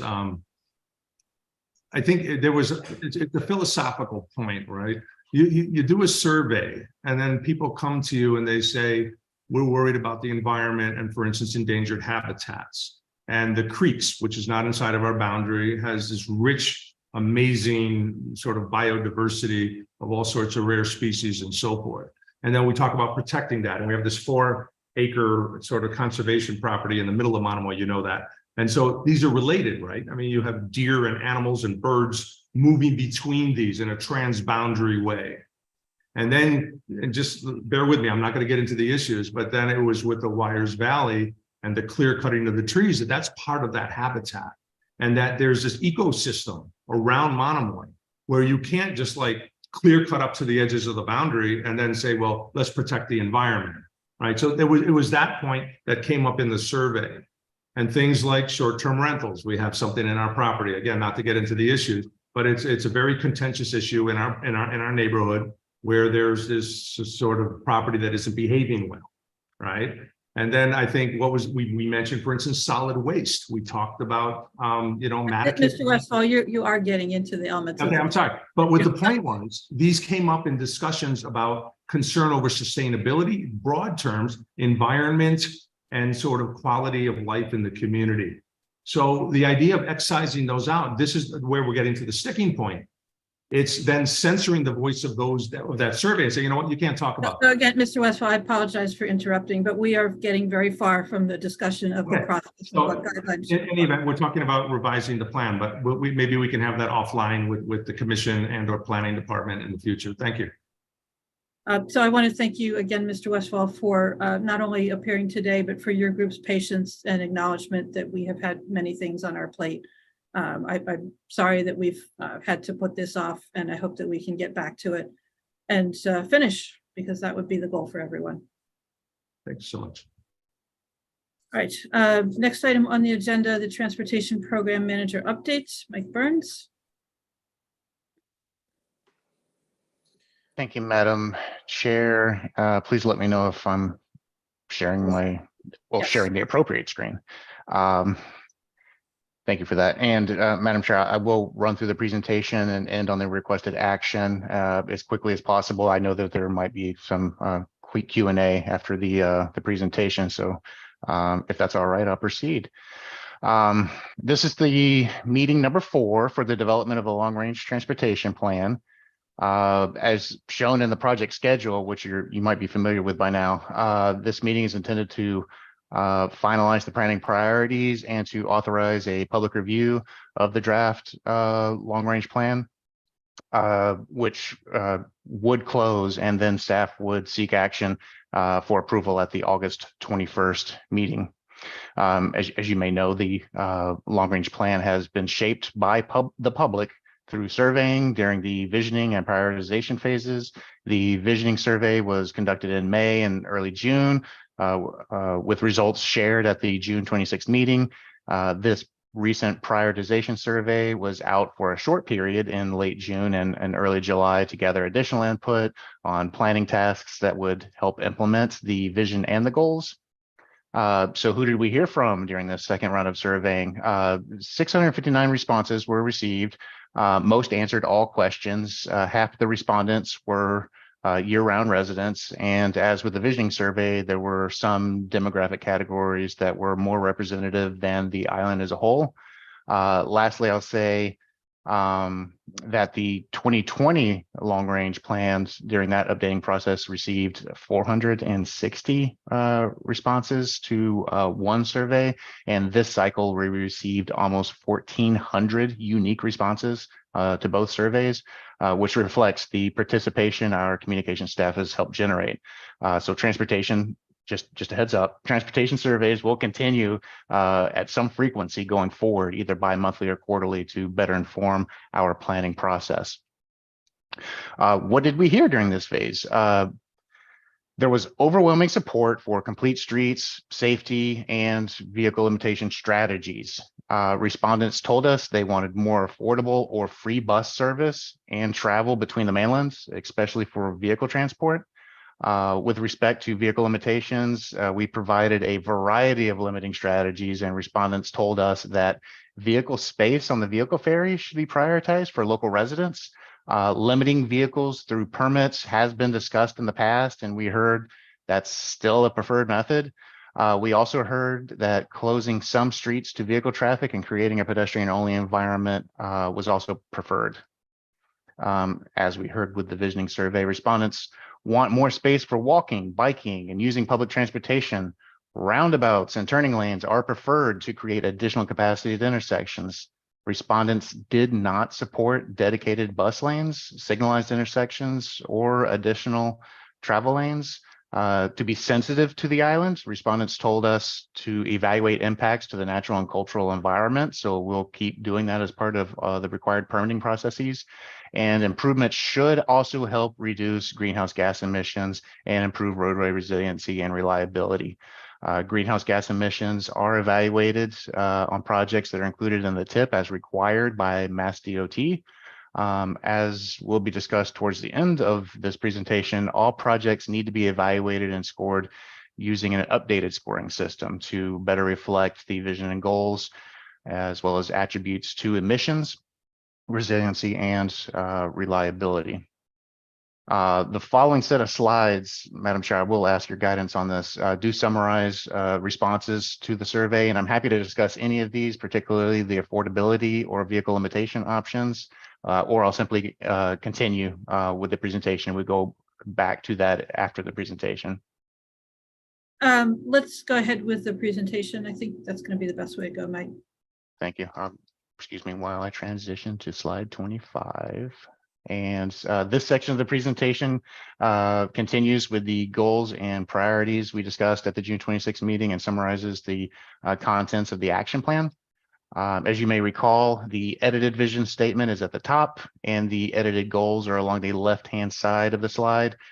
Priorities that align with each of the 5 goals are shown here, and I can review each goal separately on subsequent slides, or I can keep it here if this text-heavy table is appropriate.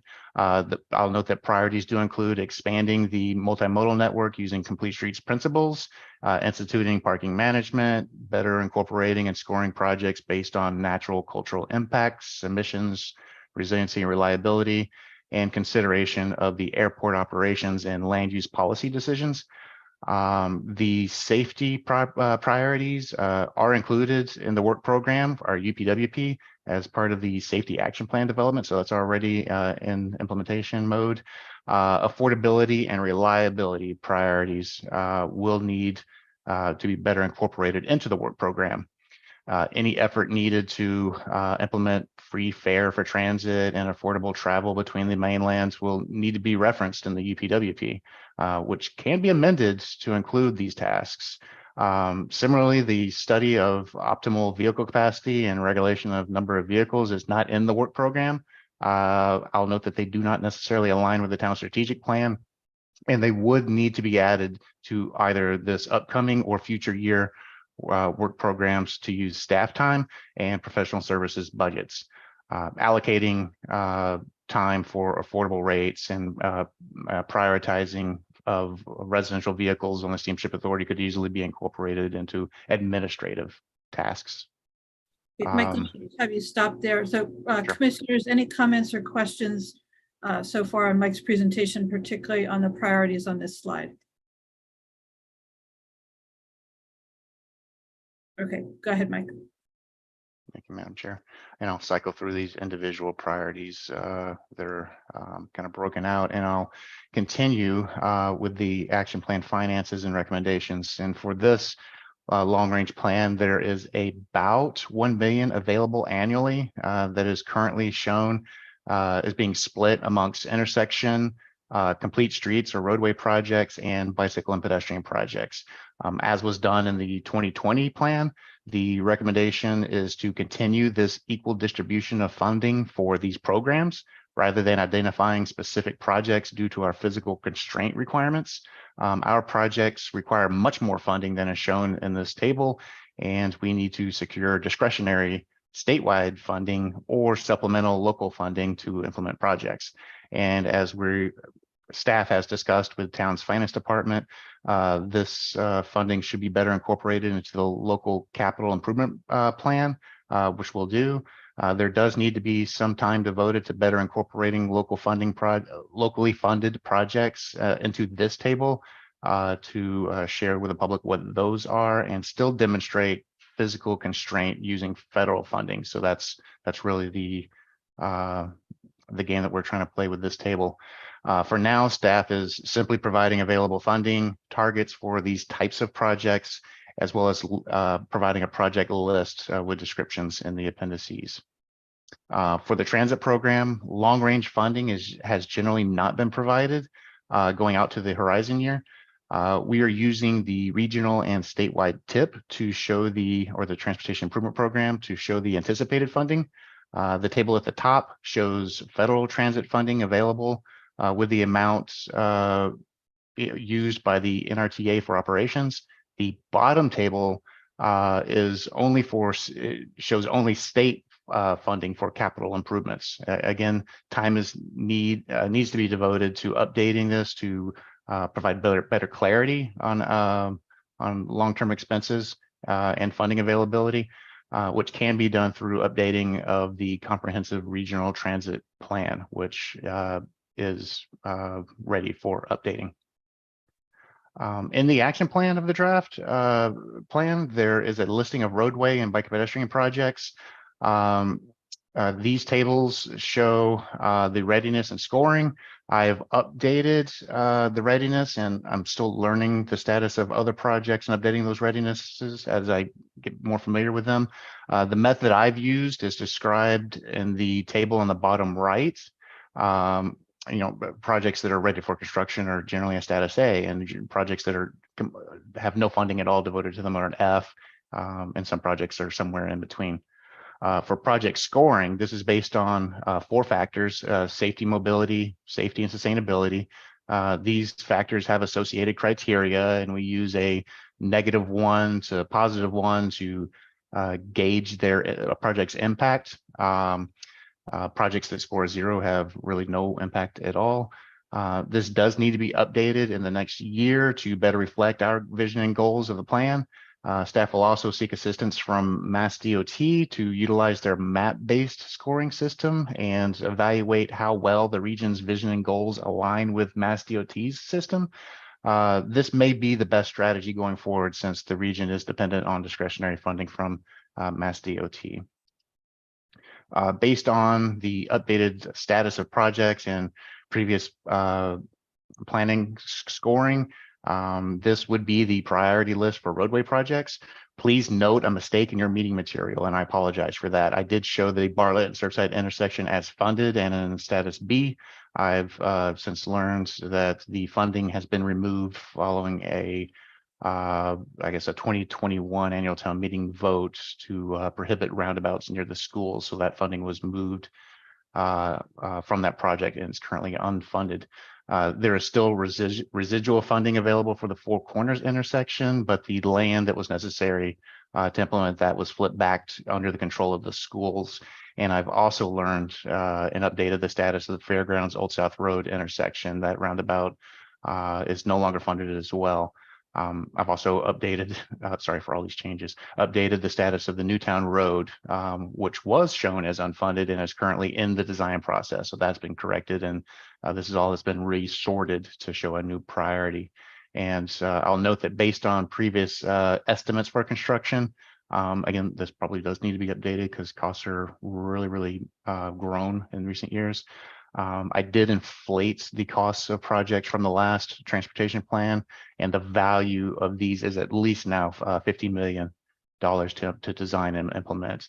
A description of all of these projects will be included in the appendices of the plan, which I'm still finalizing before it goes to public review. And those descriptions will be identical to what was included in the 2020 long-range plan. And similarly, this table shows the priority listing of bike and pedestrian projects. Priority projects include ongoing design along Sparks Avenue, Tom Nevers Road, and Walnut Road. Those would be the top 3 priority projects for bike and pedestrian improvements. The value of these projects is at least $24 million, and likely needs to be revisited to update those, make them more current year dollars. Specific recommendations for each asset or type of facility is summarized in the action plan. For public transportation, which is on this slide, the regional transit plans recommendations are summarized. This includes improvement and expansion of the airport route and a new route along Hummock Pond Road, as well as revisiting the fuel type of the fleets. There's note to go to some alternative fuel. There's also recommendations to implement paid parking, with revenues going to fund these expansions and improvements for public transportation, and improve space for downtown operations, as described in the intermodal hub proposal that some of you may be familiar with. Moving along, the freight improvements include what was recently approved for off-island and port classifications, reclassifying Milestone Road to a critical urban corridor to enhance the ability to secure funding to reconstruct that road, a portion of that roadway, and as Madam Chair, some of you may be appreciative, an ongoing evaluation of downtown freight operations is ongoing through local committees, and that's something that's included in the action plan as well. This is a listing of the airport's capital improvements. These do not impact our transportation improvement program or impact our funding they receive from federal and state sources. They're provided for information only, and I'd like to demonstrate that we do have some coordination with the airport on the development of this plan. For ferry operations, improvements include what was recommended in the town's coastal resiliency plan. There are also operational benefits in the vicinity of Strait Wharf as part of the Harbor Place Intermodal Center recommendation.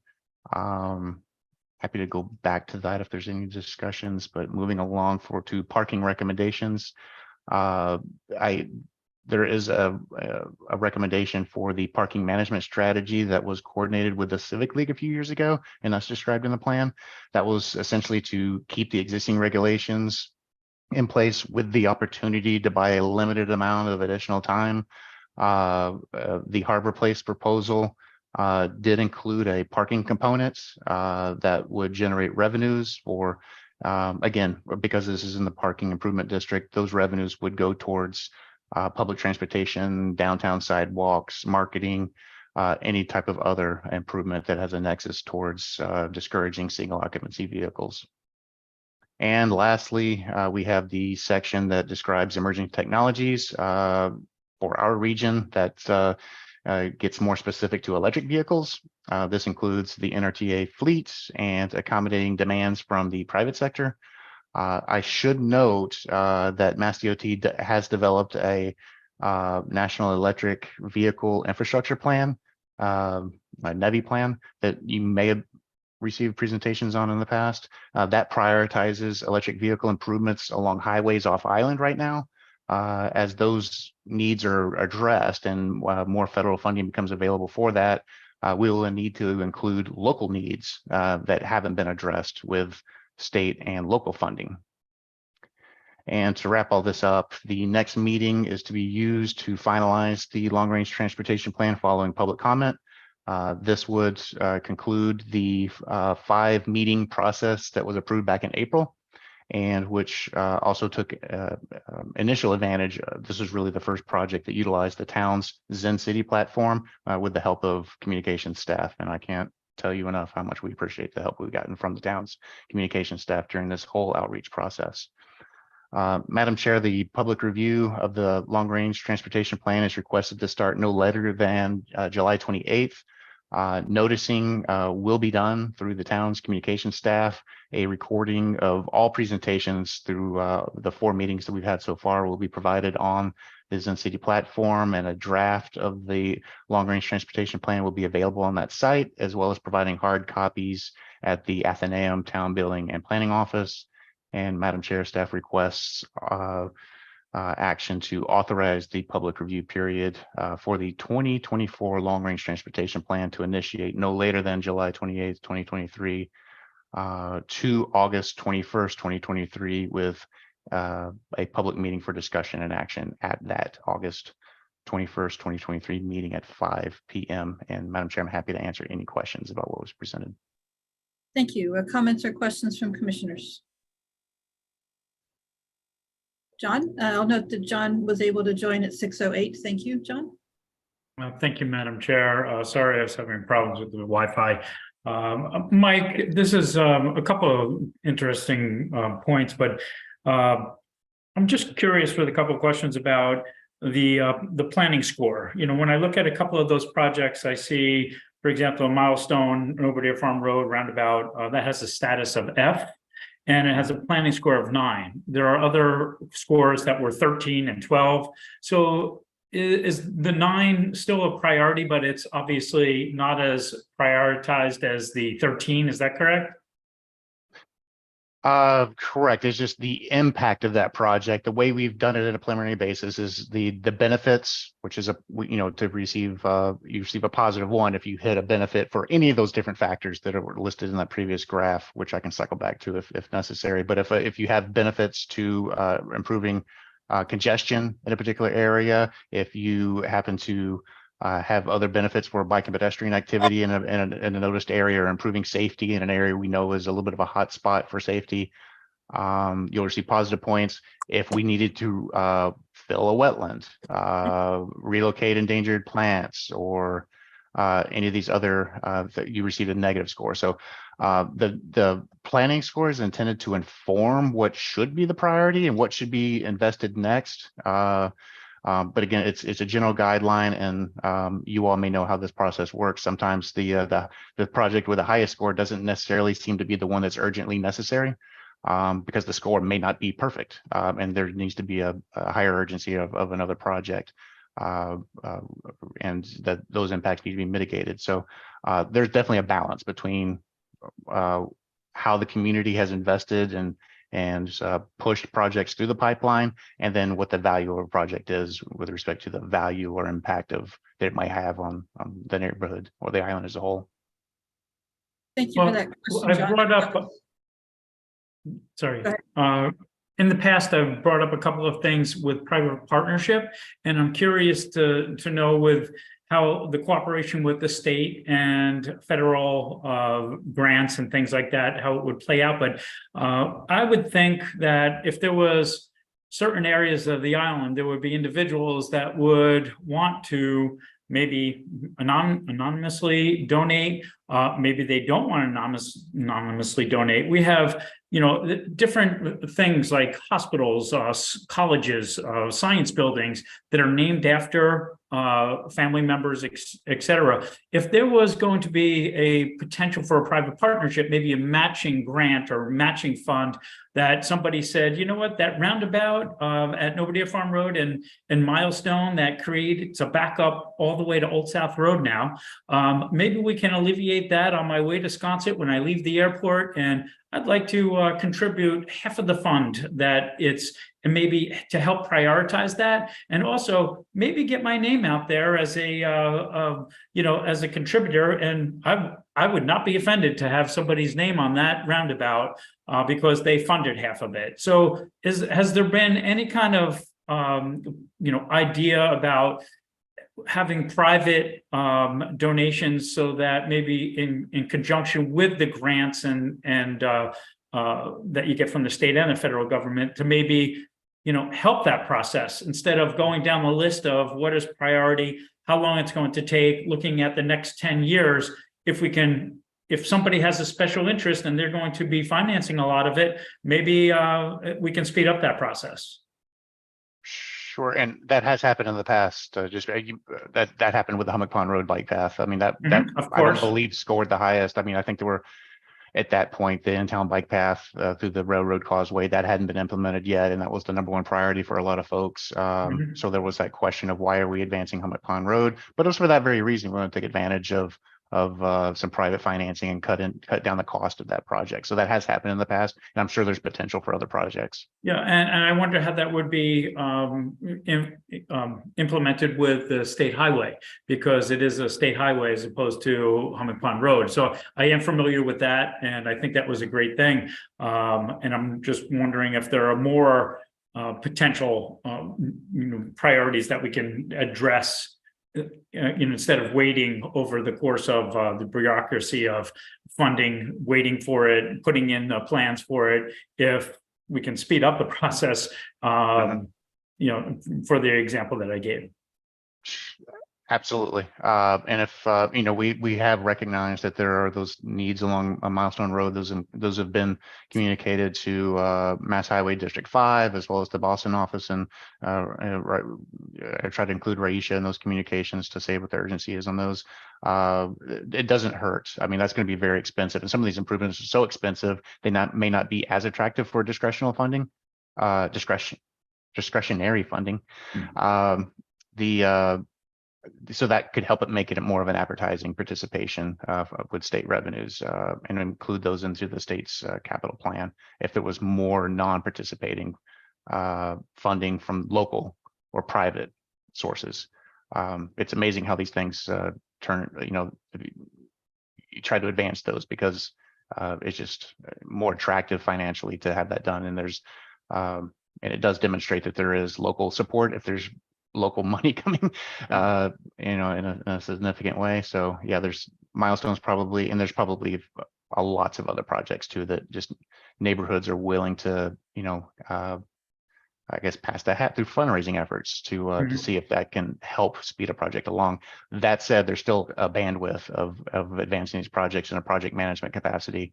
Perhaps that's probably where some donations can be made and just assisting with the management of those. If there's starts to be lots of projects that are getting private funding, it's well, and now we need help with actually managing all of these as well as funding the engineering work that goes along with it. So yeah, I appreciate the comment, and yeah, there's definitely a lot of potential there. Thanks, Mike. Thank you, John. Thank you, Mike, for all that additional detail. I would caution that any discussion of naming, that there is likely a town policy on naming and a state policy on naming. So I wouldn't, offer that without researching that quite thoroughly. Okay, other comments or questions from commissioners for Mike?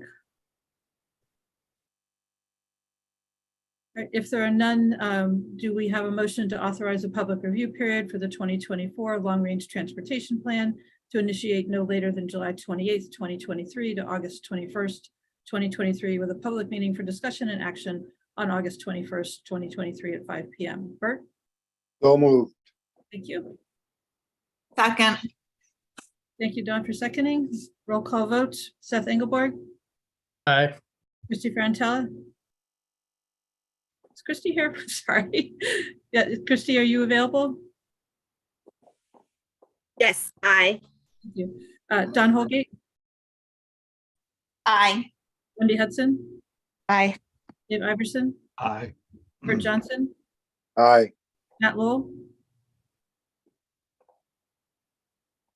Matt? You're on mute. Aye, sorry. Barry Rector? Aye. Joe Topham? Aye. John Trudell? Aye. Thank you. And Mary Longacre, aye. Mike, what do you have next? I think that's all for the transportation manager's report. There's another item towards the end of the agenda that I'm happy to answer any questions on if there happen to be any questions. I'm used to a list from you, Mike. You must be getting things done. Oh, wait till next month. Next item on the Madam Chair.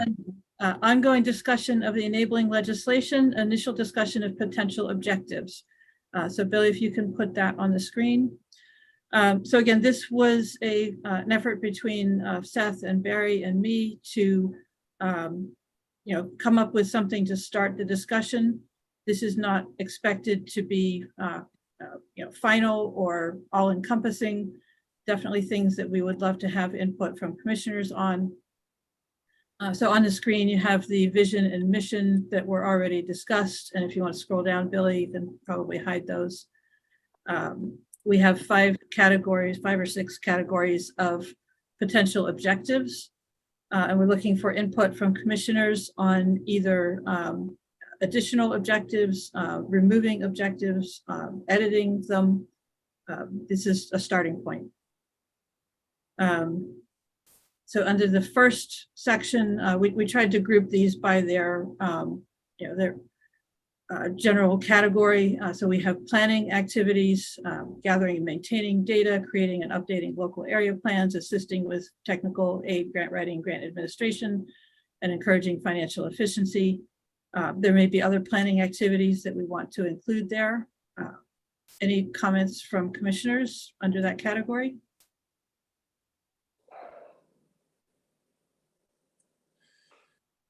We'll go to the public services. Programming transportation projects, as we've just been doing with Mike, fostering cooperative policies for land use, energy generation and energy storage for resiliency, assisting with housing needs and supporting the healthy community initiatives. Again, any questions or comments, additions, edits from commissioners in this area?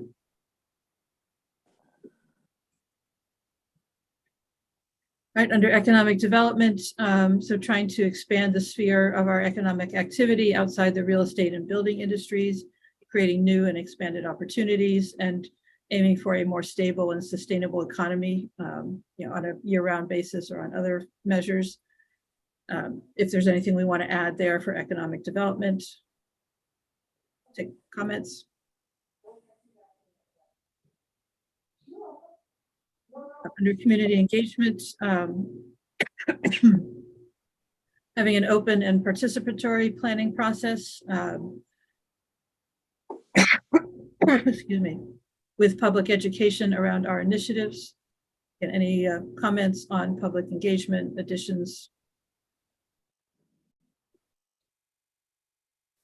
Under regional coordination, coordinating with the other RPAs as well as state and federal agencies to collaborate on mutual benefits and promoting the region's interests at the state and federal level, trying to bring best practices to Nantucket and identifying issues with which need a regional planning perspective.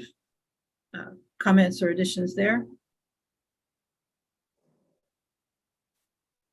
And then a category we call celebration and appreciation of the diverse heritages of the Nantucket community and equity and opportunity for people of all backgrounds.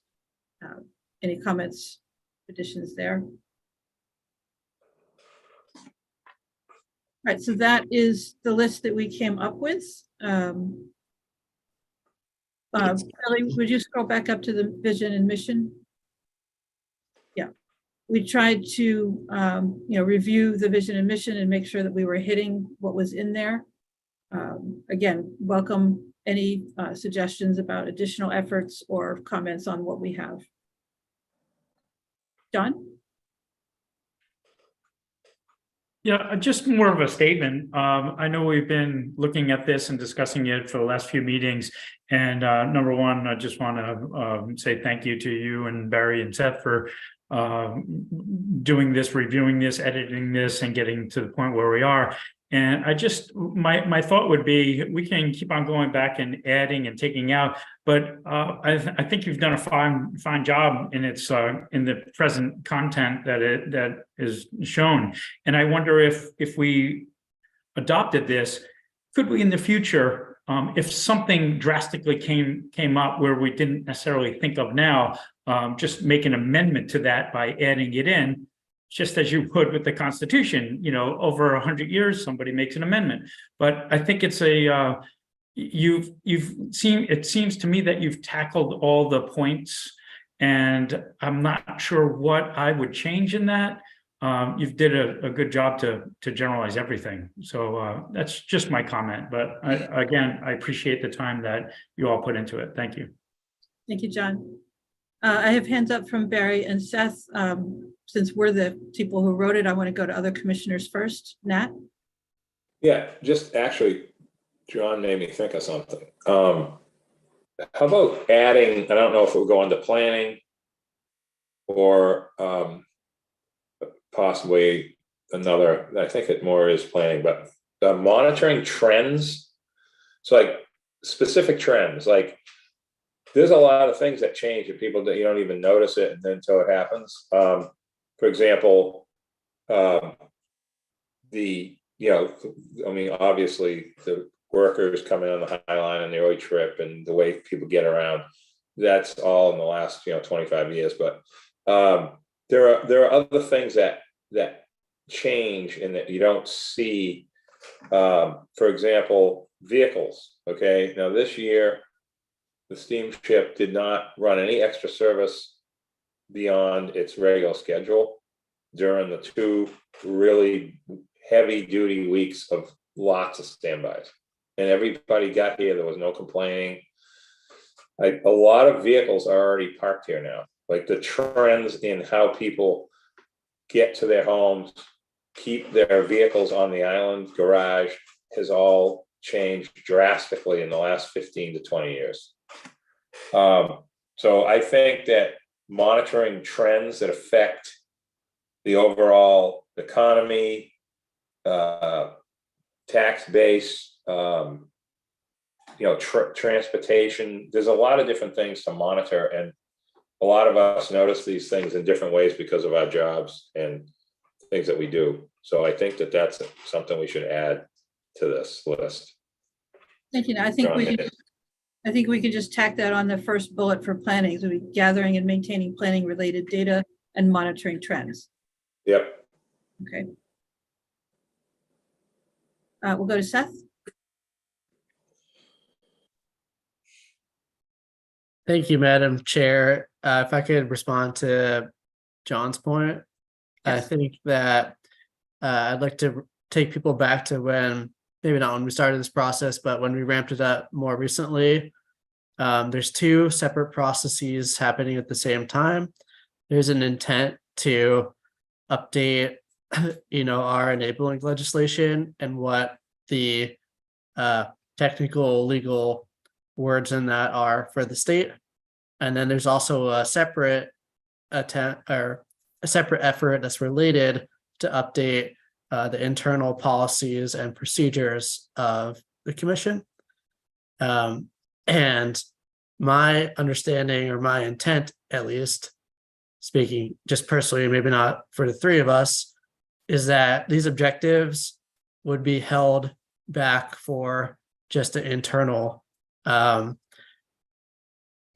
type of effort that we could release to the public, and we could update as often as we needed, but wouldn't actually go into what we are submitting to the state.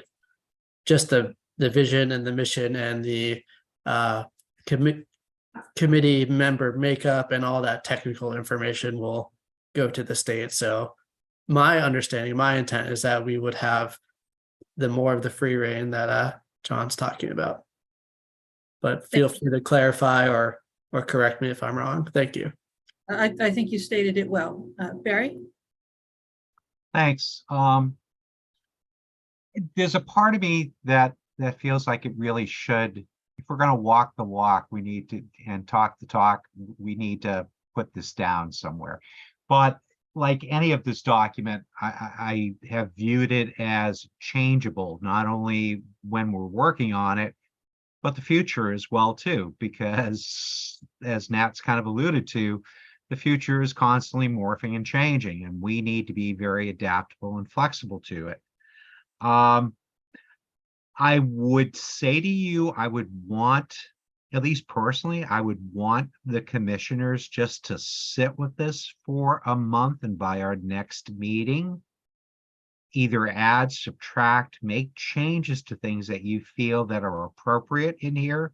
I mean, we've kind of, where we've kind of been heading, but we really just spilled this out to you in the past few days. And I would like to, as one, I'd like you to take some serious thought. I mean, for instance, the last one on the agenda there, which I think is celebration and diversity or something like that, may need just a different celebration appreciation. We were struggling with the title. So I would love the collective wisdom of you all to be able to mute, to make whatever changes you see necessary, and then at our next meeting in August, say, okay, let's just adopt it and say we're kind of good with it now. The other reason why we found this to be very important is once we've laid out the objectives, you've now just opened the door to the next phase of, I think, personally, what we need to be which we will be looking at, is who do we want on the commission and how many people will that entail?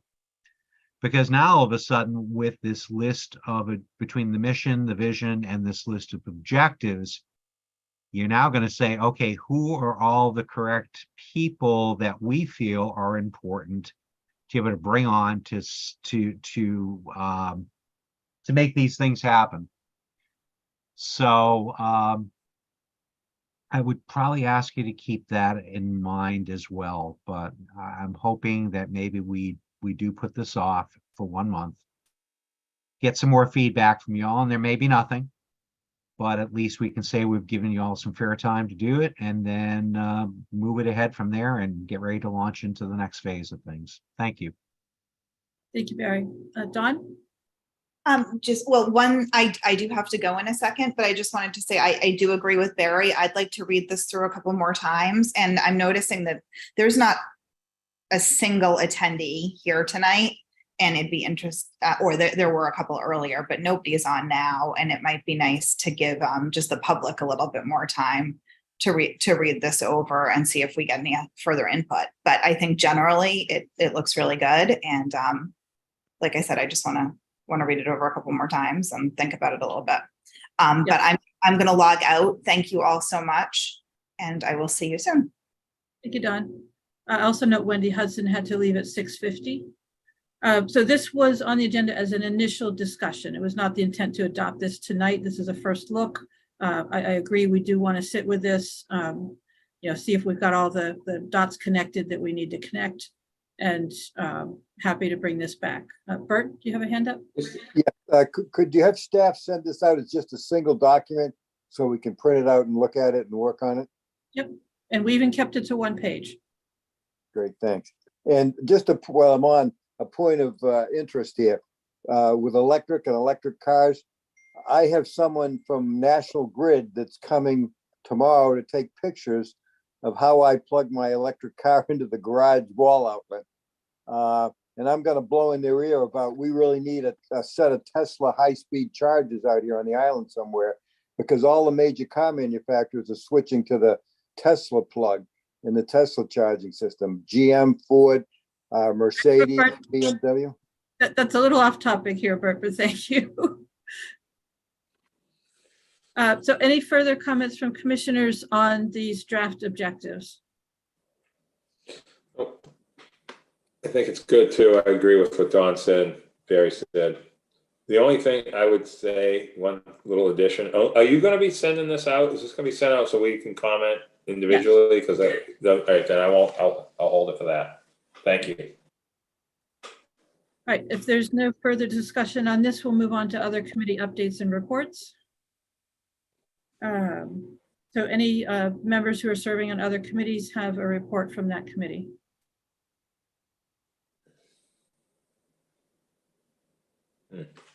There are none. We'll move on to the Bicycle and Pedestrian Advisory Committee update from Mike.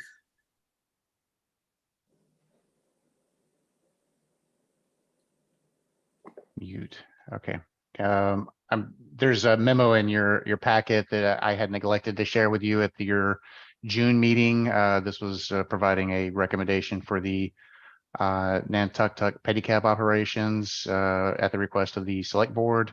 I'm happy to answer any questions about the contents of the memorandum. And this has already been acted upon by the select board. Correct. Any comments or questions from commissioners on the Nantucket operations? Okay, thank you, Mike, for bringing this to our attention. Right, under other business, our next meeting is Monday, August 21st at 5 p.m. via Zoom. At this time, we are ready to adjourn the open session and move into executive session. Can I take a motion to do so? Bert? Make that motion. So I'll take Bert making the motion and Nat seconding. Roll call vote, Seth Engelborg. Excuse me, before we go, Lizzie, do I need to read the executive session purpose now? Okay. All right, so before we vote, the motion is to adjourn the open session and to enter into executive session, not to return to open session.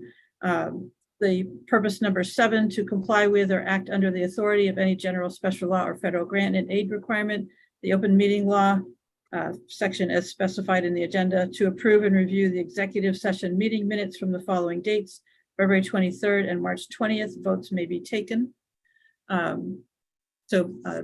Voting on that motion, Seth Engelborg.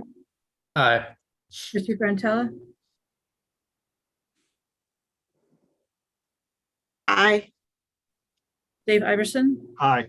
Bert Johnson. Aye. Nat Lowell. Aye. Barry Rector. Aye.